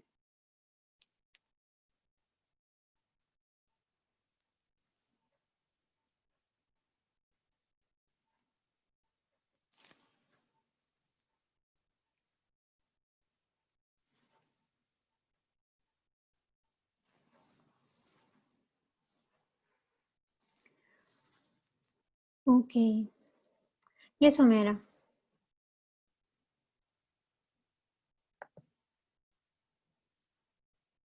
Ma'am, in this scenario, the Clara, she is saying that it's okay if we are starting our like meeting without seat, and as we have analyzed this, and we come to know that the person with most authority was usually a person who chaired the meeting. Means it taking the control of agenda, like the power is in the hand of man. And Sarah, she didn't have a power in this scenario, we can say. And the chair, she is using the other strategies, that what I would like to do this, if he is not there, might we start or not? Means she is not showing a bossy attitude. Okay, that means she's playing her gender also. Yes, Uzma. Yes. We have just analyzed, we just read a little ago that if the boss is a woman, her gender is going to be taken, liberty with, meaning Seth has not been that responsible to bring along those minutes with him, which were supposed to be discussed in this meeting, because he has taken Clara, as she was a woman, lightly as a boss, I think. Yes. Now see, there anyone else? Let me check. Okay, Bakht, we cannot hear you, but you may answer us in the chat, right? Okay. Now, there are two things happening, right? As we know that two names are given, one is the woman, the other is the man. Okay, now this woman happens to be the chair. she's going to chair the meeting. Perhaps she asked her subordinate, who happens to be a man, to provide with the minutes of the last meeting, right? But she is not, it seems so that she has not been taken seriously. The man is not back with what he was supposed to do, right? He was supposed to circulate these. He did not realize the importance of, or he did not give much importance to what the lady boss has said. So he's not even in the meeting. He's gone to collect the minutes, right? And he was supposed to participate in the meeting with those minutes for the rest of the people. But since he's not there, she cannot do anything about it. Apparently she seems helpless, so she tries to manage the situation and starts the meeting. Okay, she doesn't look very bossy, but then she has to start the meeting, and then she says, well, we might just start without Seed. He can come in and can review the minutes from the last meeting. Okay, shall we kick off and just go around the room? And then when Seed comes in with, so we need to check on any action, all of these, right? So we see that how she's taken lightly by the subordinate, who happens to be a man, and the work is not done the way she plans it to be done. Okay, right. So here we did not see any, we saw gender played, but we did not see any power being played in a way which is very, very explicit. But what she could do, she tried to manage the meeting without the minutes, okay, or without the help of that subordinate, right? So still she wants to show that she is in power, she is the chair of the meeting, and she orders that the meeting may start without the minutes and without that man. Okay, now what's happening in meeting 3, regular weekly meeting of project team in commercial organization. Sandy in chair. Again, a woman is in chair, and here you will see a discursive playing of power, but an implicit one. Okay, not using directives as we saw previously, that men usually use directives which are very much direct, also which are very much explicit. Now what's happening here? Which one utterance shows you the play of power?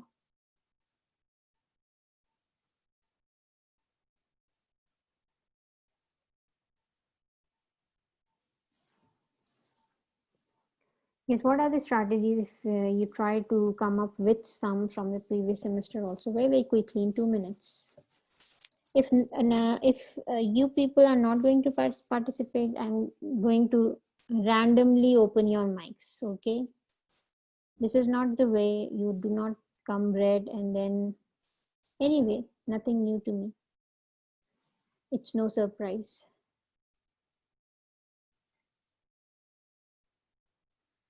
Yes, Bhatt is right as far as the previous excerpt is concerned. Okay, how is Sandy playing power here in this discourse? How Sandy is playing power?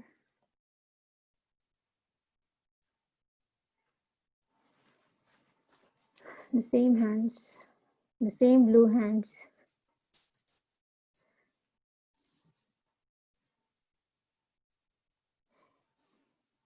Yes, Amina, can I hear you?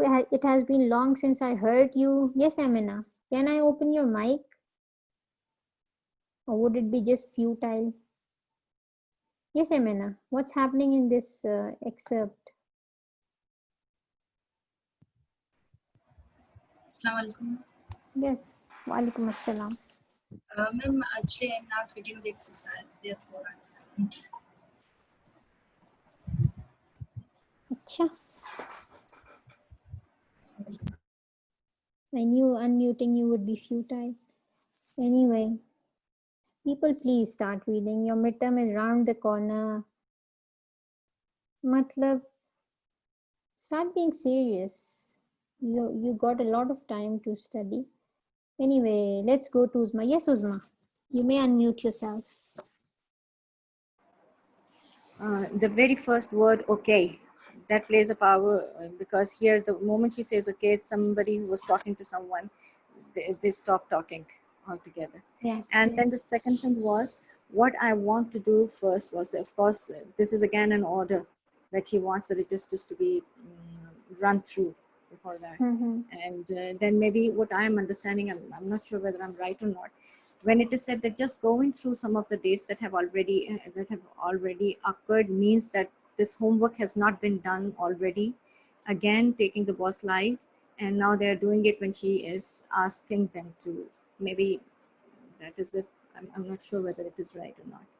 And the next two sentences in the conversation are not very clear to me.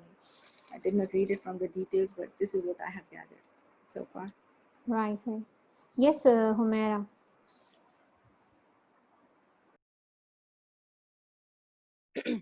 Ma'am, in the first line, in the first utterance, that is someone stopped speaking to their neighbor. Ma'am, here we can say that the power is propagating by the chair. And then when what I want to do first was to run through the issue register. And this is also the implicit way to show the power. I think this the implicit way is used by the chair. And again, in the third utterance, I just going through some of the dates that have already occurred. So here in the whole scenario, we can say the implicit way of showing or doing power is the way that that strategy is used by Sandy. So if we compare this excerpt with the excerpt we have studied before, so in this excerpt, she is doing power, but in that she is not showing her power, her attitude. She is showing the domestic, the gender which is shown in domestic way. Okay, fine. Now look here, what is happening is Sandy is trying to show that the meeting is in her control totally. Okay, and someone she does not want anyone else to talk while she's talking, so she very politely and indirectly tells people not to talk who are sitting next to one another. Okay, so one thing is, she from the very beginning she takes the whole control of the meeting, not allowing anyone else to speak, right? Then in the second sentence she says, what I want to do. It's not that she's going to do this alone. She wants this to be done, that going through the issue register, just going through some of the dates and that have already occurred. We have got numbers, and then which was 31st of December last year.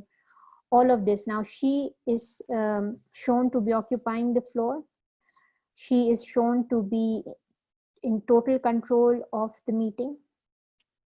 She is controlling people, speech and silence, right? And she wants the register to be complete and updated and shown to her. She's interested in running through the registers. So that means the register, when she is going to check the registers should be complete by each date, right? So this is doing power. She does power explicitly also and implicitly also, right? Okay, and these are again repeated here, how she's doing power. What I would like to do, I have got a couple of things. I just want, it is I only, a total control of people, the participants in the meeting, and of the situation, right? So this is another strategy also, telling people what you want them to do, right? So this is another strategy, not directly but indirectly. You give them the schedule, you give them the agenda, and you do not allow them to move here and there or talk other than anything than the agenda. And then occupying the floor for more time is also showing the power. Okay, now quickly come to this one, a regular meeting of project team in a commercial organization. Barry is in the chair, Callum is the minute taker. Okay, now what is happening here?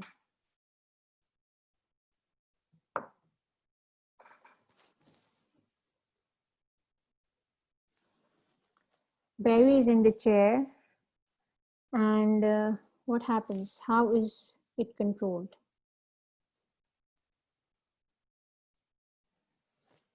Quickly read this, and we are moving towards gendered discourses.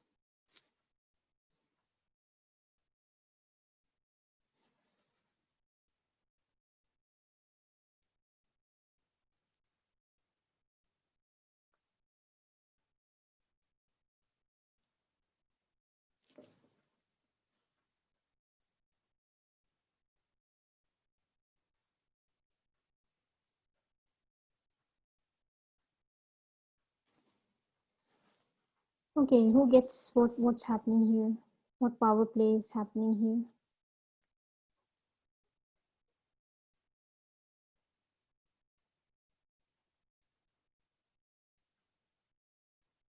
Okay, Bakht has answered for the previous one. Okay, who's doing excerpt 4 for us? Any new people? Where is Saima today? Do we have Saima today? No, we don't have Saima. That's why it's so quiet from her side.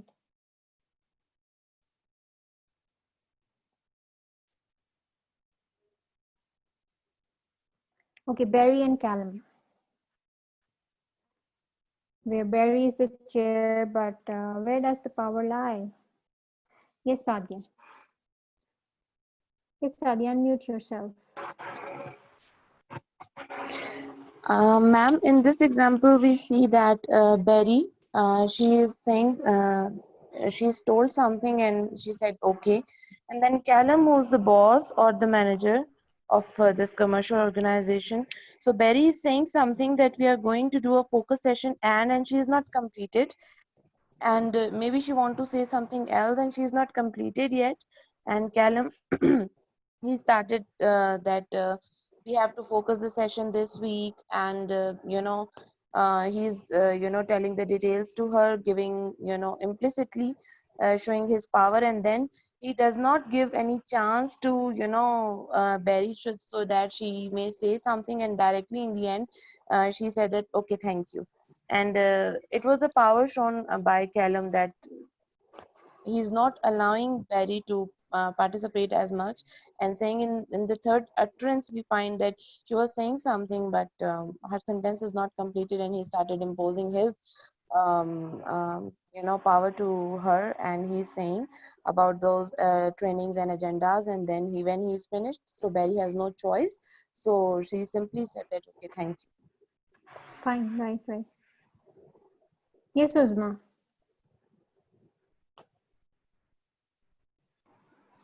Ma'am, I think Barry is it is written Barry is in the chair, so she is presiding whatever this project meeting is, Yes. and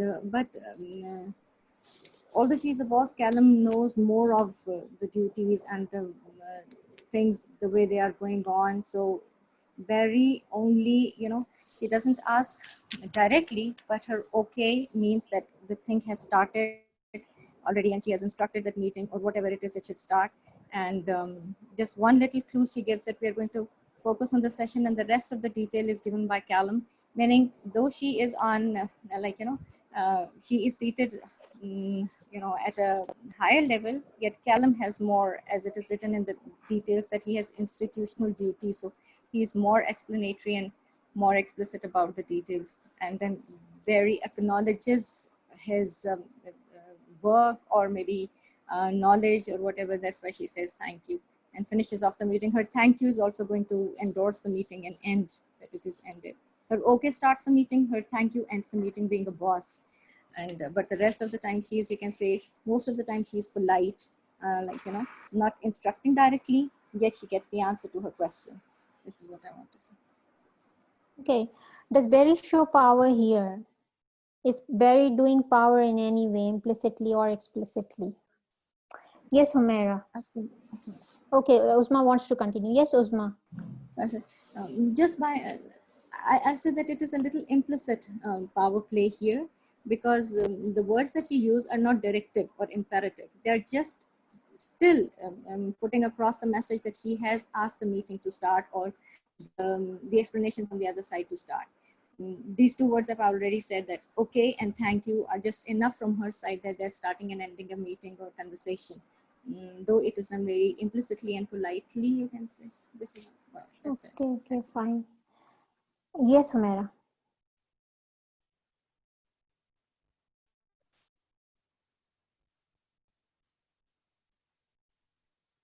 Ma'am, in this scenario, we have observed this thing that when the Barry did not complete the utterance, but Callum start and give all the detail of the session. So in this way, we can say that yes, Uzma, I think Uzma is right that Barry is not explicitly doing his power, but implicitly he is doing power, and Callum is the one who is the subordinate, and he or she is fulfill her duty as a subordinate, as this is the duty of subordinate to know each and every point of the session and to come up with the details and examples and explanation. So Barry is in power, but he implicitly show his power. Fine. Now, what is happening here is, Barry is the chair and he controls it, right? One thing is that he loses the control initially in a way that the conversation of Callum overlaps his. But where does he show the power? He shows the power because he's the one who starts the meeting with okay. Okay, no one else is allowed to start the meeting. He starts the meeting, but then the floor is most of the time occupied by Callum, and the way the floor is taken by Callum, there's a feeling that Barry hasn't played the power. But controlling the topic and controlling the conversation shows that Barry is in control of the meeting. He shows power by keeping the topic and allowing Callum to the extent he wants him to speak. Okay, then he stops here. I've got some handouts. Then he clears the throat, and but he's not interested in seeing those handouts. And then he says thank you, just to stop him from conversing. So he actually, it's not only about who is occupying the floor for most time, but it is also important who is controlling the floor, right? The one who allows or checks the people to start speaking or stop speaking, that is also doing power in conversation, which we have seen in this excerpt. Okay, now let's quickly move to the gendered one also, but before that, just do this last one. As far as the power play, general power play is there, sometimes we find out the general one and sometimes we find out the gendered one also, but we are going to move towards the more specific gendered one. Right. Now this is regular meeting of project team in a commercial organization. There are the same people. Barry is in the chair. Dudley is the most senior person present. So now let's see what's happening.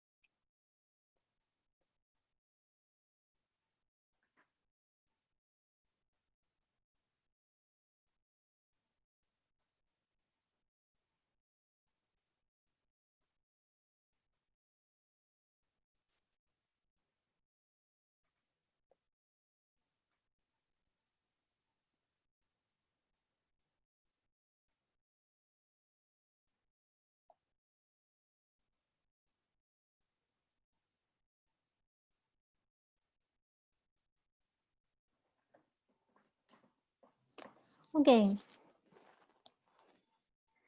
Now, just remember that Dudley is also a senior member, and he's not in the chair, but he tries to exercise power. Okay, he tries to show that he's one of the senior members. Who is answering this?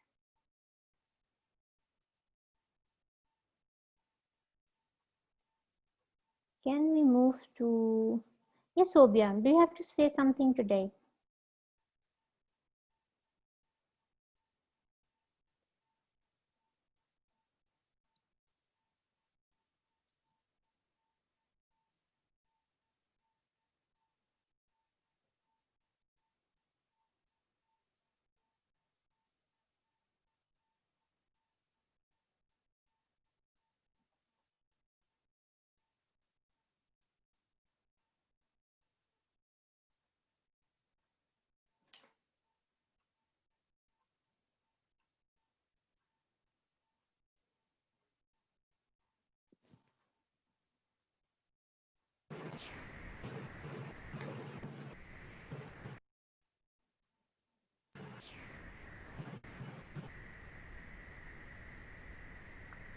Okay, nobody is answering. Anyway, now this is a conversation between Barry, who is chairing the meeting. I get to you, Sadia, in a while, okay? Now, Barry is chairing the meeting, whereas Dudley also enjoys one of the good positions in, in the firm, in this organization. So he also wants to exercise power. When two people of a similar rank, in which one is chairing the meeting and the other is not exactly chairing the meeting, so he also wants to feel significant within the same meeting. So he is not doing this just with his conversation, but he's doing it through his gestures also, inhaling and exhaling, and giving an impression that he does not agree to what Barry might be saying, right?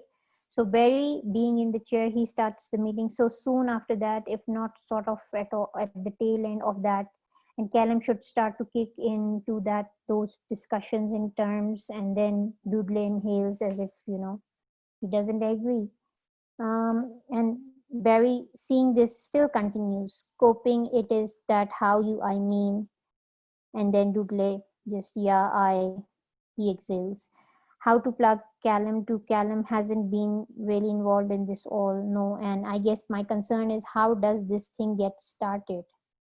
Because I think it's all very well to talk about saying, okay, we need the document, right?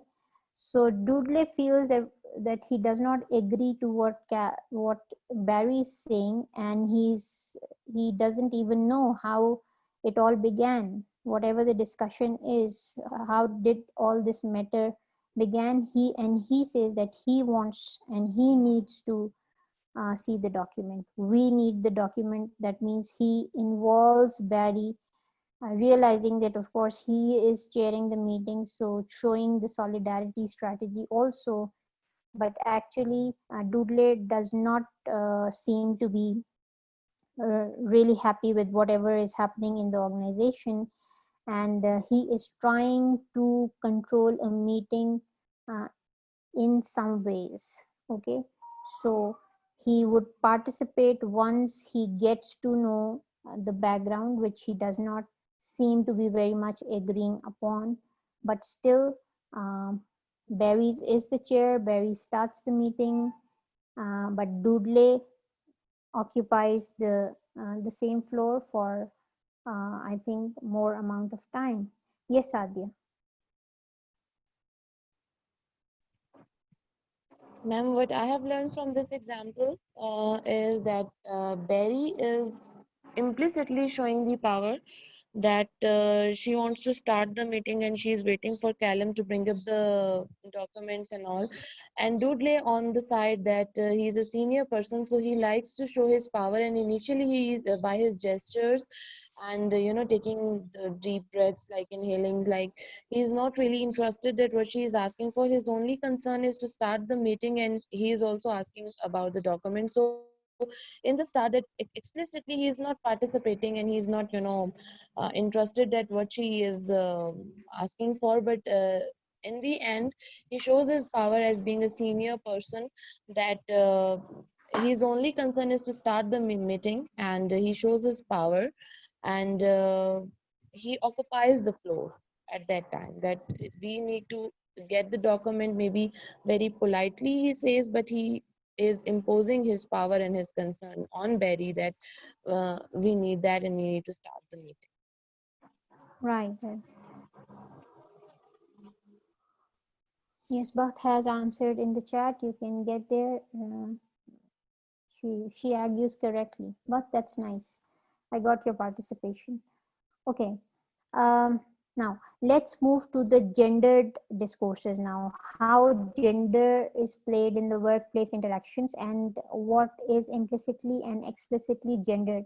Now, some of the conversations that we are going to see discursively, you would not find out that some inequality has taken place because the reason behind is gender. But the apparent data might not, or the discourse that actually takes place might not show that, but the other kind of data, that the background data that was collected by the researchers eventually proved that it was a matter of gender, where a woman doesn't get a promotion and the other one gets a promotion, and what is how men's power is shown in the discourses would be seen in these interaction when this woman who is not given a promotion, her name is Linda, we are moving towards that particular interaction. When Linda doesn't get a promotion, he goes to Tom, perhaps Tom is the name, and she actually questions why her due promotion was given to another colleague of hers, okay, on what grounds. Now this interaction and the way the conversation goes on, and the way Tom treats Linda discursively, right, would show you the actual power play, which is systemic power play in workplaces, and we are moving towards the gender discourse, right? Now, I have given you the background of Tom and Linda. Linda misses a promotion. She was expecting that she would be promoted, and later on she found out that instead of her, someone else has been promoted to that position. So the conversation that takes place is in the office of Tom, where Linda goes to actually question the boss. But the way she puts the question would also show you that she is playing gender and she's not playing power. But at the same time, you will see that Tom does power. Okay, he actually does power, and there are reasons that are given. Besides, in the discourse, there are different ways and there are different reasons why the power, or what role a power plays. It's about the space also. Whose space is it? Okay, where is the conversation taking place? Now, when we see that the chairs are able to exercise their power, it is just not because they are chair of the meeting, it is the physical space that they occupy. Okay, usually the chair sits at the head of the table, right? This is also a strategy of showing power, the place, the physical place that one occupies. Now, Tom does power in the conversation that we are going to do right now is because the meeting between Linda and Tom takes place in Tom's office. So physical space also matters in doing power. Backgrounds, background would be a little narrower word. If we use context, also matters in who would do this power. And in context, of course, gender has its own predeterminations, gender has its own, place to play, right? So having told you the story of Linda and Tom, I would like you to read this interaction 6, and then we can move on. I don't know if you are reading from my screen or if you have your own books, so we can just move it here.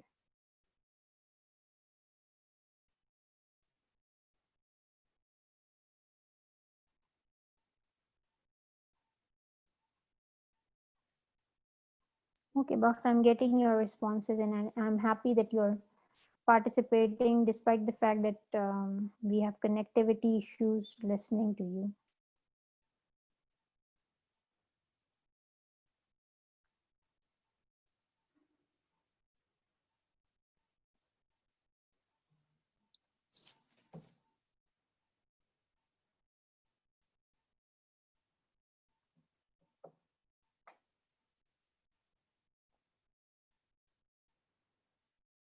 Okay, are you able to see the screen? Are you able to read it? Just raise your hands and tell me you are reading. Just raise your hands for reading, those who are reading.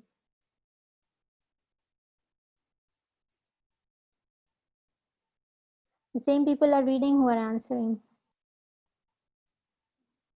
Okay, some other people are also reading. Quickly read. We'll discuss it shortly. I've told you what is actually happening, so this would be easier for you. Okay.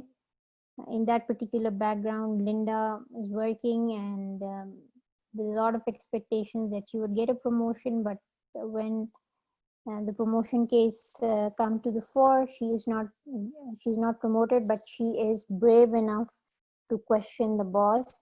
But we would see that Tom plays gender also, and Tom plays power too in the communication.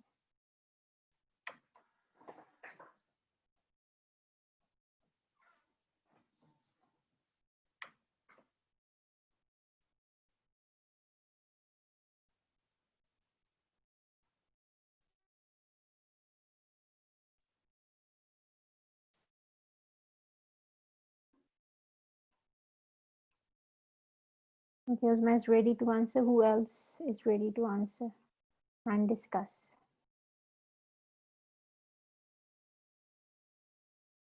Sadia is ready to answer, and Sophia is ready to answer.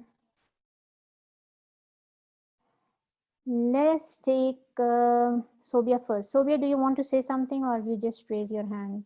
Learning technology.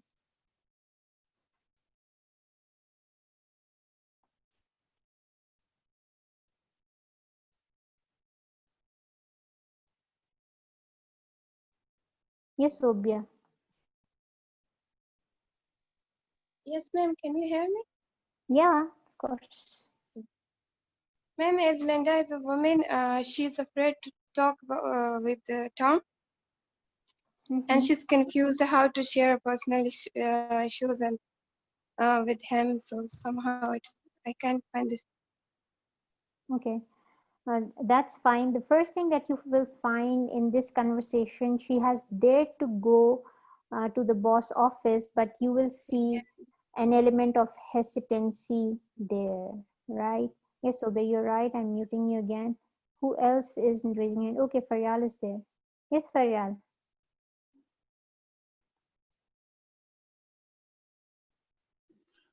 Ma'am, here we can see that the boss is showing low interest.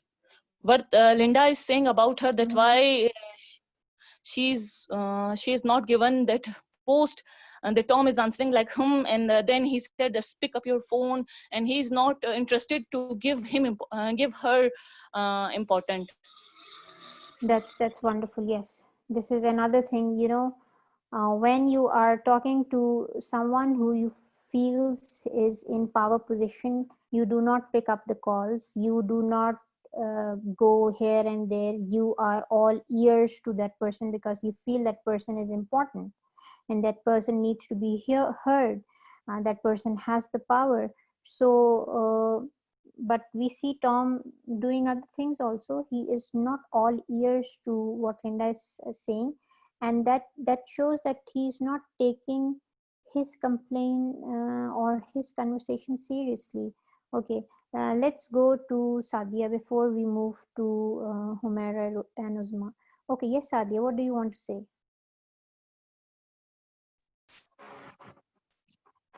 Ma'am, in this conversation, from the start, we see that Linda is very confident, and with very confidence, she entered into the office and she wanted to ask about her post, that why she is not given. But when she entered and while she's talking, I feel like her confidence little, draws Shaken. back, and yeah. And when in the first utterance of Tom, that he's not really interested to listen to her and he's not paying attention to her whatever she's saying, so he's replying like and when the phone rings, she has no authority, and in the end, when she's asking that I to help myself to consider next time, he is not letting her sentence to complete, and he said that can I just grab that phone, and I'm sorry about that. So he's paying a very least interest, and he's not paying attention to that woman, that whatever she's saying, and he is showing no concern, and her confidence is shaken, and she wanted to talk, but when she entered into the office, her confidence is shaken, and when the boss Tom is not paying attention and he's just ignoring that he's not really interested to reply her and to know about the issue. Fine, that's good. Yes, let's move to Humera. Yes, Humera. Yes, ma'am. In this scenario, or in this context, everyone is highlighting this thing that she is confused that how to talk with boss. So instead of talking to boss, she is discussing her problem with Tom, and Tom is not serious, and he is he is not answering well, and picking up the phone is also showing that he is ignoring her. The most important thing is in line 8, that she said that I wanted to find out specifically how what I could do. It means that she is seeking advice from Tom. Here the gender, it is also specified that she is seeking advice from the male gender, not from a female gender. She is thinking that he will give a specific advice and good advice to her, that how she will highlight her issue for next time when she is going to be promoted. And in the context here is also showing that this is the Tom office, so she is a little bit confused, and Tom is doing his power as she is standing inside his office. Okay, fine. Yes, Uzma, do you want to say something? We will move to the related excerpt. Yes, exactly. Again, we say that we see that the table has been taken by Linda for a longer time, yet we can see that power explicitly being enjoyed by Tom, though it is, shown in an implicit manner. He is enjoying three positions, like of his gender, of his position, and of his space also. And such is the scenario that, as Hamara says, that she has taken the blame on herself, that maybe she is lagging behind in something. That's why she seeks advice from him. Instead of pinning the blame on the boss or on that person who has taken the job and promotion instead of her, she is saying that she might be, maybe silently, quietly accepting that being a woman, she might not be as efficient as other people are, as a boss or the other person is. So she might be guided to, in order to access to that position with that she was contesting for. Yes. Right, That's it. fine. Yeah, that's good. Okay, now see here. Linda is playing her gender. She is one thing, she is in a subordinate position also. The other thing, that she is a woman, but she is playing her gender in a way that she is not accusing the boss of whatever happened to her, whatever wrong happened to her at her workplace, right? She was deprived of a position. She was deprived of a promotion that was given to someone else, where she believes she was the right candidate. Even while she firmly believes that she was the right candidate, she is not explicitly saying this. Okay, she is not even blaming the boss. She is trying to question, but again in a very indirect way. Even as Uzma said, she's taking the blame on herself, that she might be lacking behind in something, or the other person was better to her, despite the fact that she knows. If you would read the chapter in detail, the background notes would show you that She was more skilled for the position. She was more experienced. She was senior in position, and it was her turn for the promotion that was not given to her. Right now, she plays the gender also, and Tom plays the power. Right, and of course, the office is Tom's. He is a man, and then above all, she's the boss. He is the boss, and he's the one who decides who would be promoted, who would be kept on the job. So he has the power, and he shows the power also. Right. Another thing that is, very it's not explicit, it needs to be interpreted, that she is not given much attention. Maybe Tom might be feeling guilty about it also, but since he's trying to play power, he wants to show that the presence of Linda is not significant, right? So therefore he keeps doing other activities also. Instead of listening to her very, very carefully with all ears, he is not doing that, right? So other than the conversation that you find in the discourse, you will find a lot of gestures also that are doing powers. For instance, there are overlaps also. There are hesitances on the part of Linda as well. And then he says, I just want to talk to you about it. And I suppose then she swallows, deciding with what words to choose. She's trying to choose some polite words which might not be offensive, which might not sound questioning also. I just want to get some ideas on what I could do to actually be considered favorably next time. So she knows that this time is gone, and she should be remembered. She is in a way requesting, almost begging Tom that she should be considered when it's next time for the promotion. Okay. Now, this is some few of the things where you can see the power play, the fact that the meeting takes place, the space.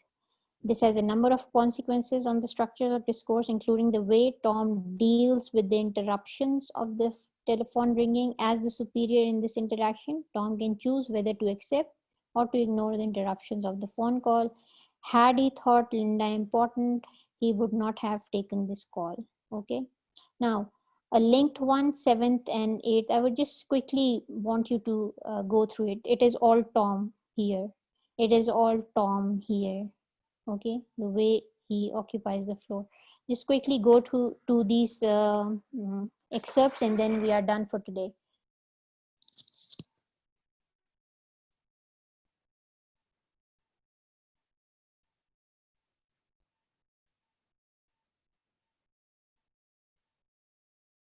Quickly read these.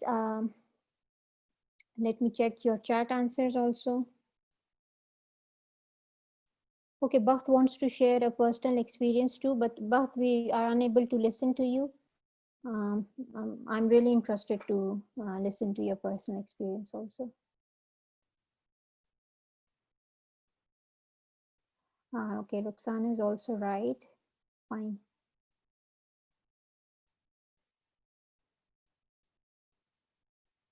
We just read these two excerpts, and then we are done for today, probably.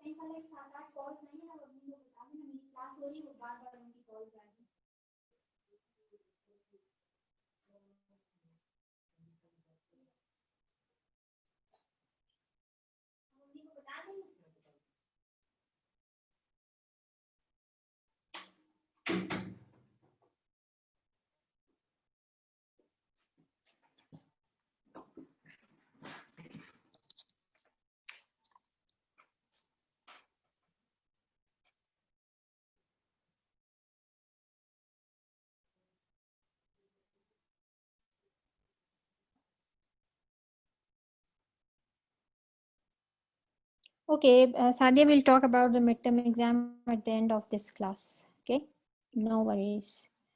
Whatever would be done would be communicated to everyone. I'll make sure about that. Okay.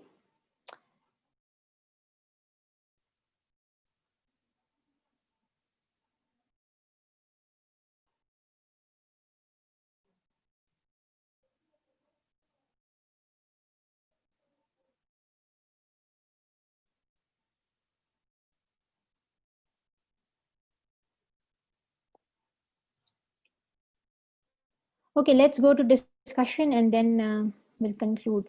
Yes, Humaira. Humaira, did you raise your hand? I saw that. Yes, ma'am. Yes, Humaira.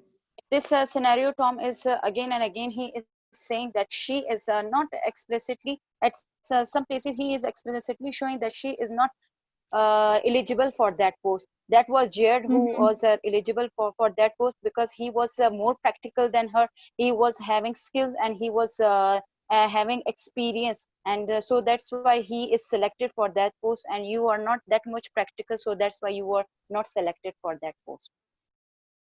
Right, fine.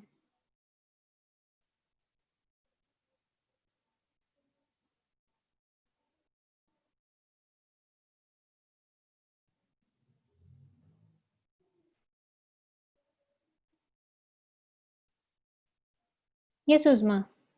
Let's take Uzma and then just wind this up. Yes, Uzma. In this conversation, we come across another name, Joseph, and that is also male. So we can again say that all the males have actually, I don't want to use the word plotted against, but they had the same, unanimous decision that that person as a the way he's Dominant saying that block, I'm as working. Fair Clubs Yes, calls it, dominant block. yes, they have made a kind of a Okay. dominant block against Linda too. That's Okay. Now, see, uh, Tom tries to justify, despite the fact that he is the boss. He doesn't need to justify anything, but uh, since he feels guilty, there must be something gender related happen in this promotion that is given to another man. So he says that there is no question of favorability, and things that the other person was more skilled, and it was they needed someone urgently, which does not justify um, Linda not being promoted. Okay, she was already working with the organization. If they urgently needed someone to fill in the position, Linda was already there, and she was the one who was perhaps promised this promotion or who was expecting this promotion with the kind of skills and experience she has. So, but Tom justifies that the other person was more skilled, and it was question of more practicality. So being practical, that means women are not practical, men are practical. So he thought practically for the position and he chose the person. So Tom supports his assertion. He arguing that appointing Judd as acting manager provided the simplest, safest, and most efficient solution to one which followed a precedent. Okay, so another strategy that we get to know here is giving precedents, right? Giving example from the history, giving whatever has happened in the organization before, talking paradigmatically, right? So we have studied the strategy of directives also. That is a controlling strategy. Then we talked about controlling the agenda. Controlling agenda is also a strategy of power, showing power. When someone controls the agenda, what would happen in a meeting, or how would things be done in his or her way, that is also doing power, controlling. And giving example from history, dealing things paradigmatically is also another strategy of control, another strategy of actually doing power, right? And he keeps on giving examples also. Okay, so it was a question of practicality, and he thought it would be the right person, and giving a lot of precedents also. So giving precedents again is another strategy, you might say, in the discourses of doing power. So from my point of view, it was simply logistic, and what was practically easy that would create the least amount of hassles at that point in time. Okay, referring to time, referring to past, present, future, all of these are discursive strategies of showing power. And it was as simple as that. It wasn't judgment call or were you better, how he better. It was simply, I saw precedents. Okay, this is the strategy, giving examples from the history of the organization. That was the safest course of action in the short time, right? Safest grounds. Policy manager has done in the past, referring to time again as a strategy. In lieu of decision, I'll take probably the last decision that was made.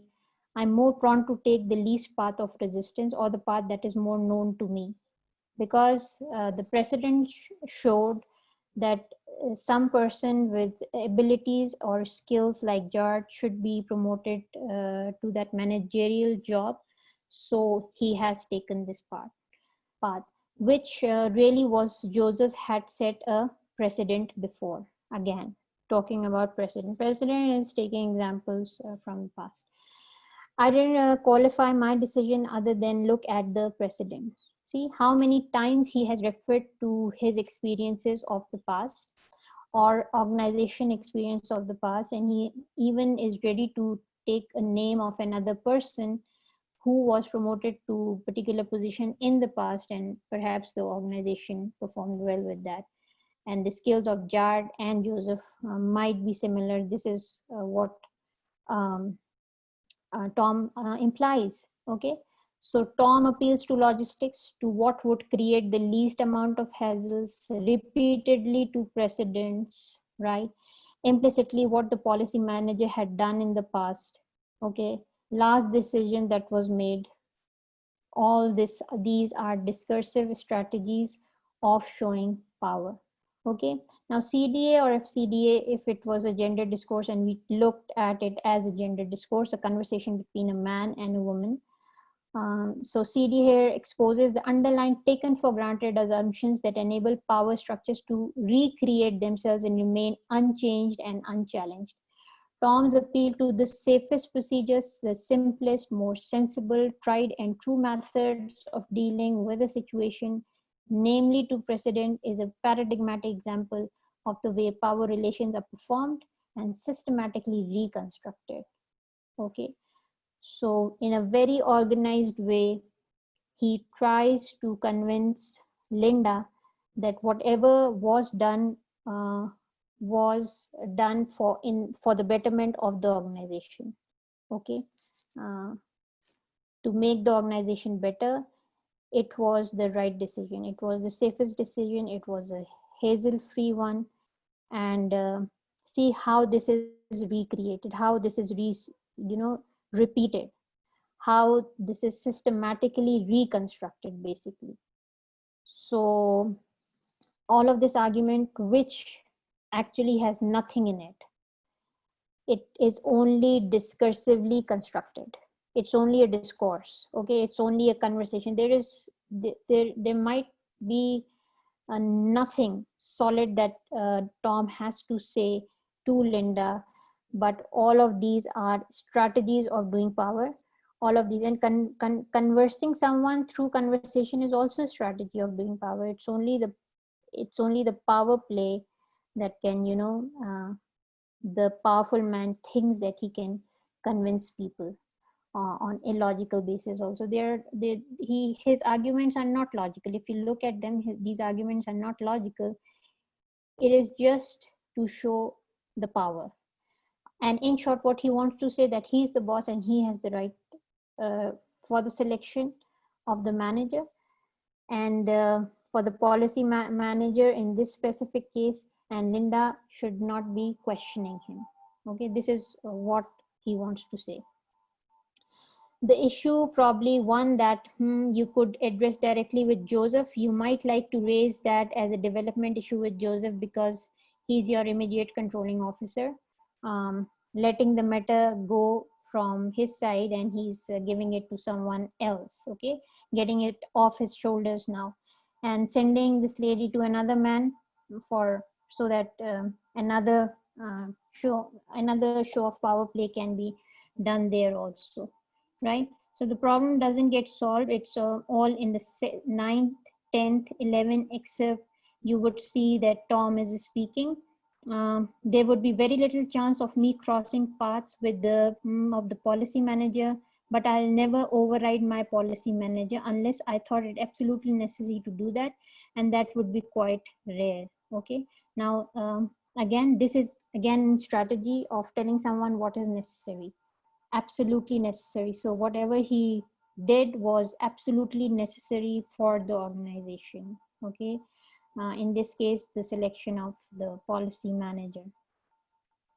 Right now, he's getting it off his shoulders, sending him to Linda's immediate boss, not actually taking the responsibility directly, but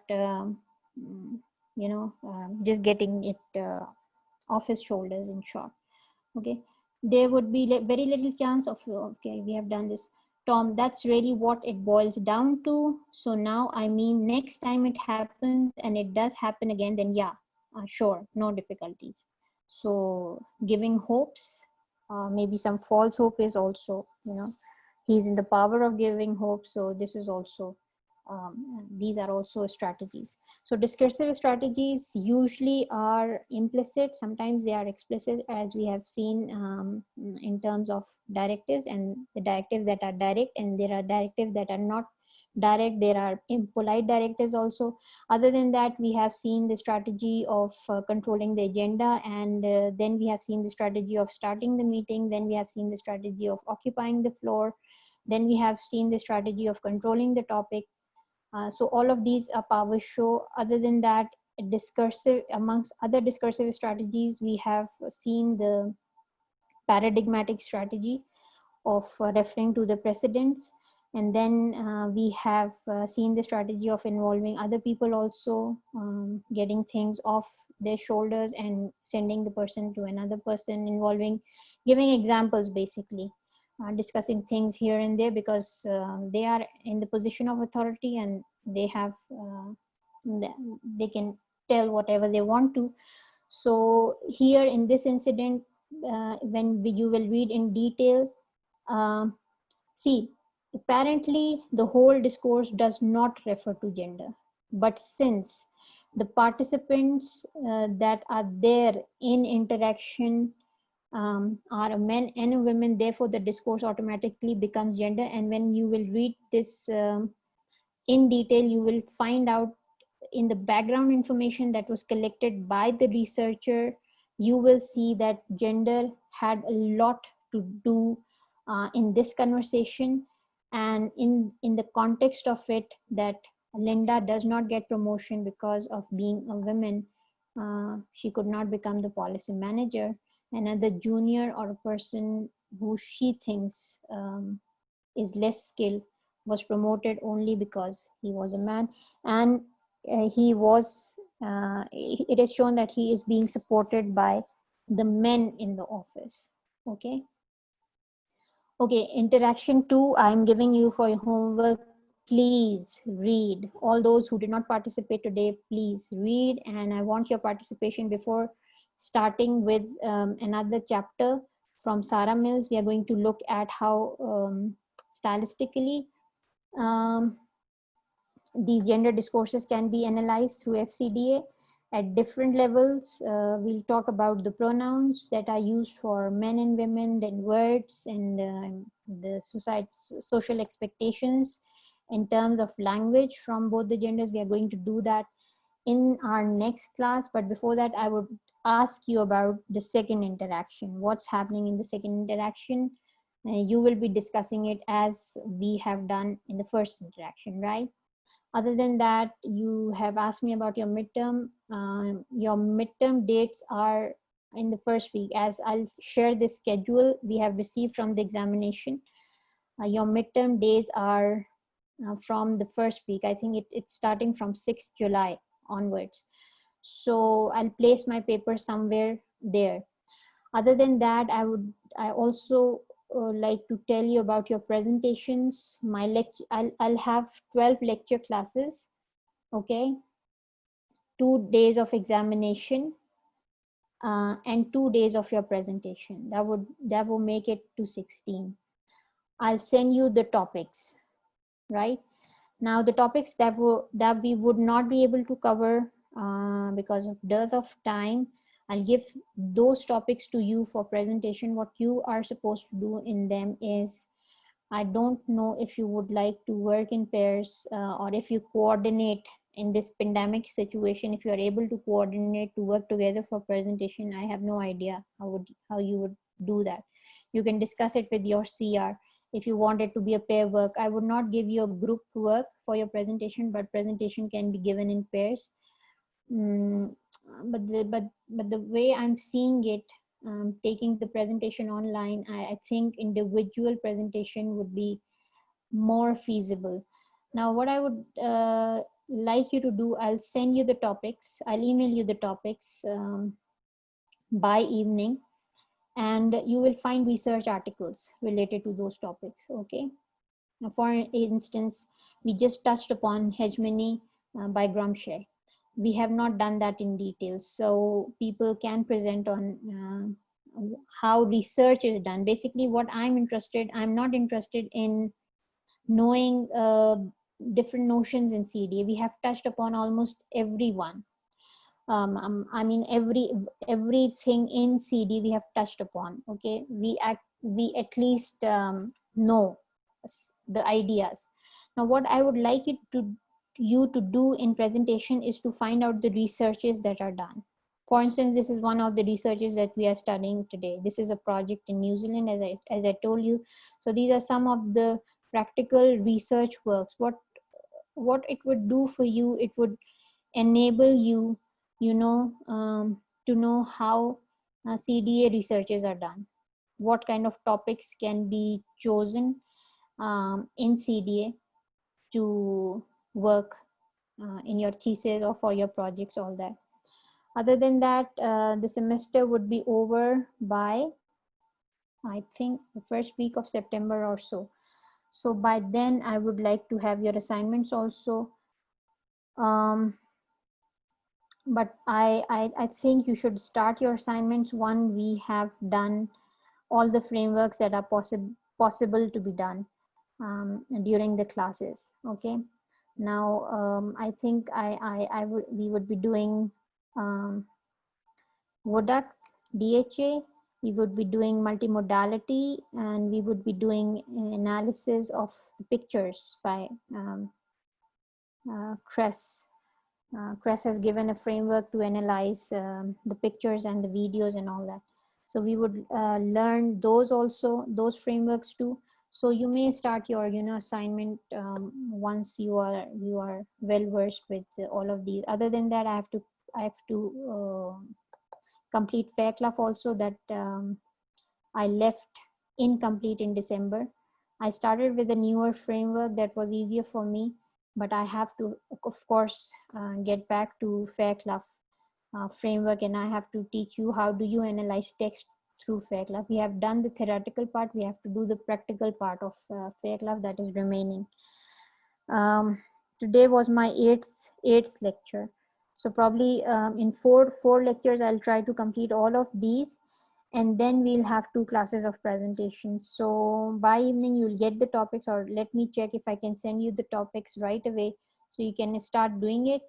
You'll have a month. As soon as I'll end my 4 lectures, then it would be your turn to present. Okay. So there would be only 2 classes, and with no excuses, of course. You need to get things fixed as far as the online classes are concerned when it's your turn for the presentation, especially. Okay.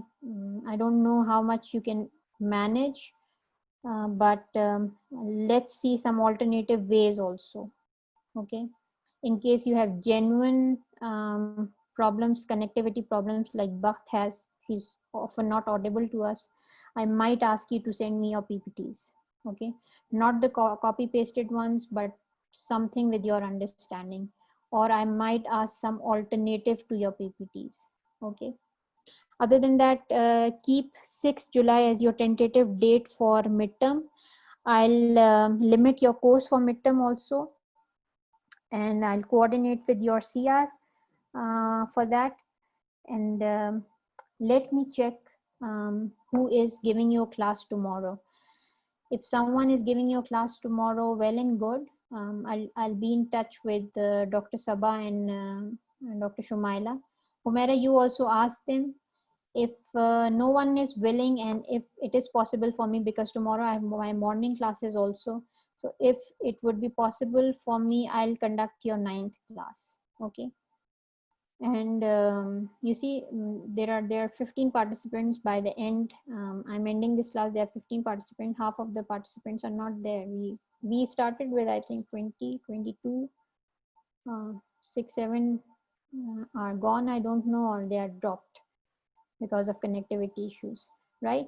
So in any case, you will be kept informed most of the time by your CR, because she's in conversation with me.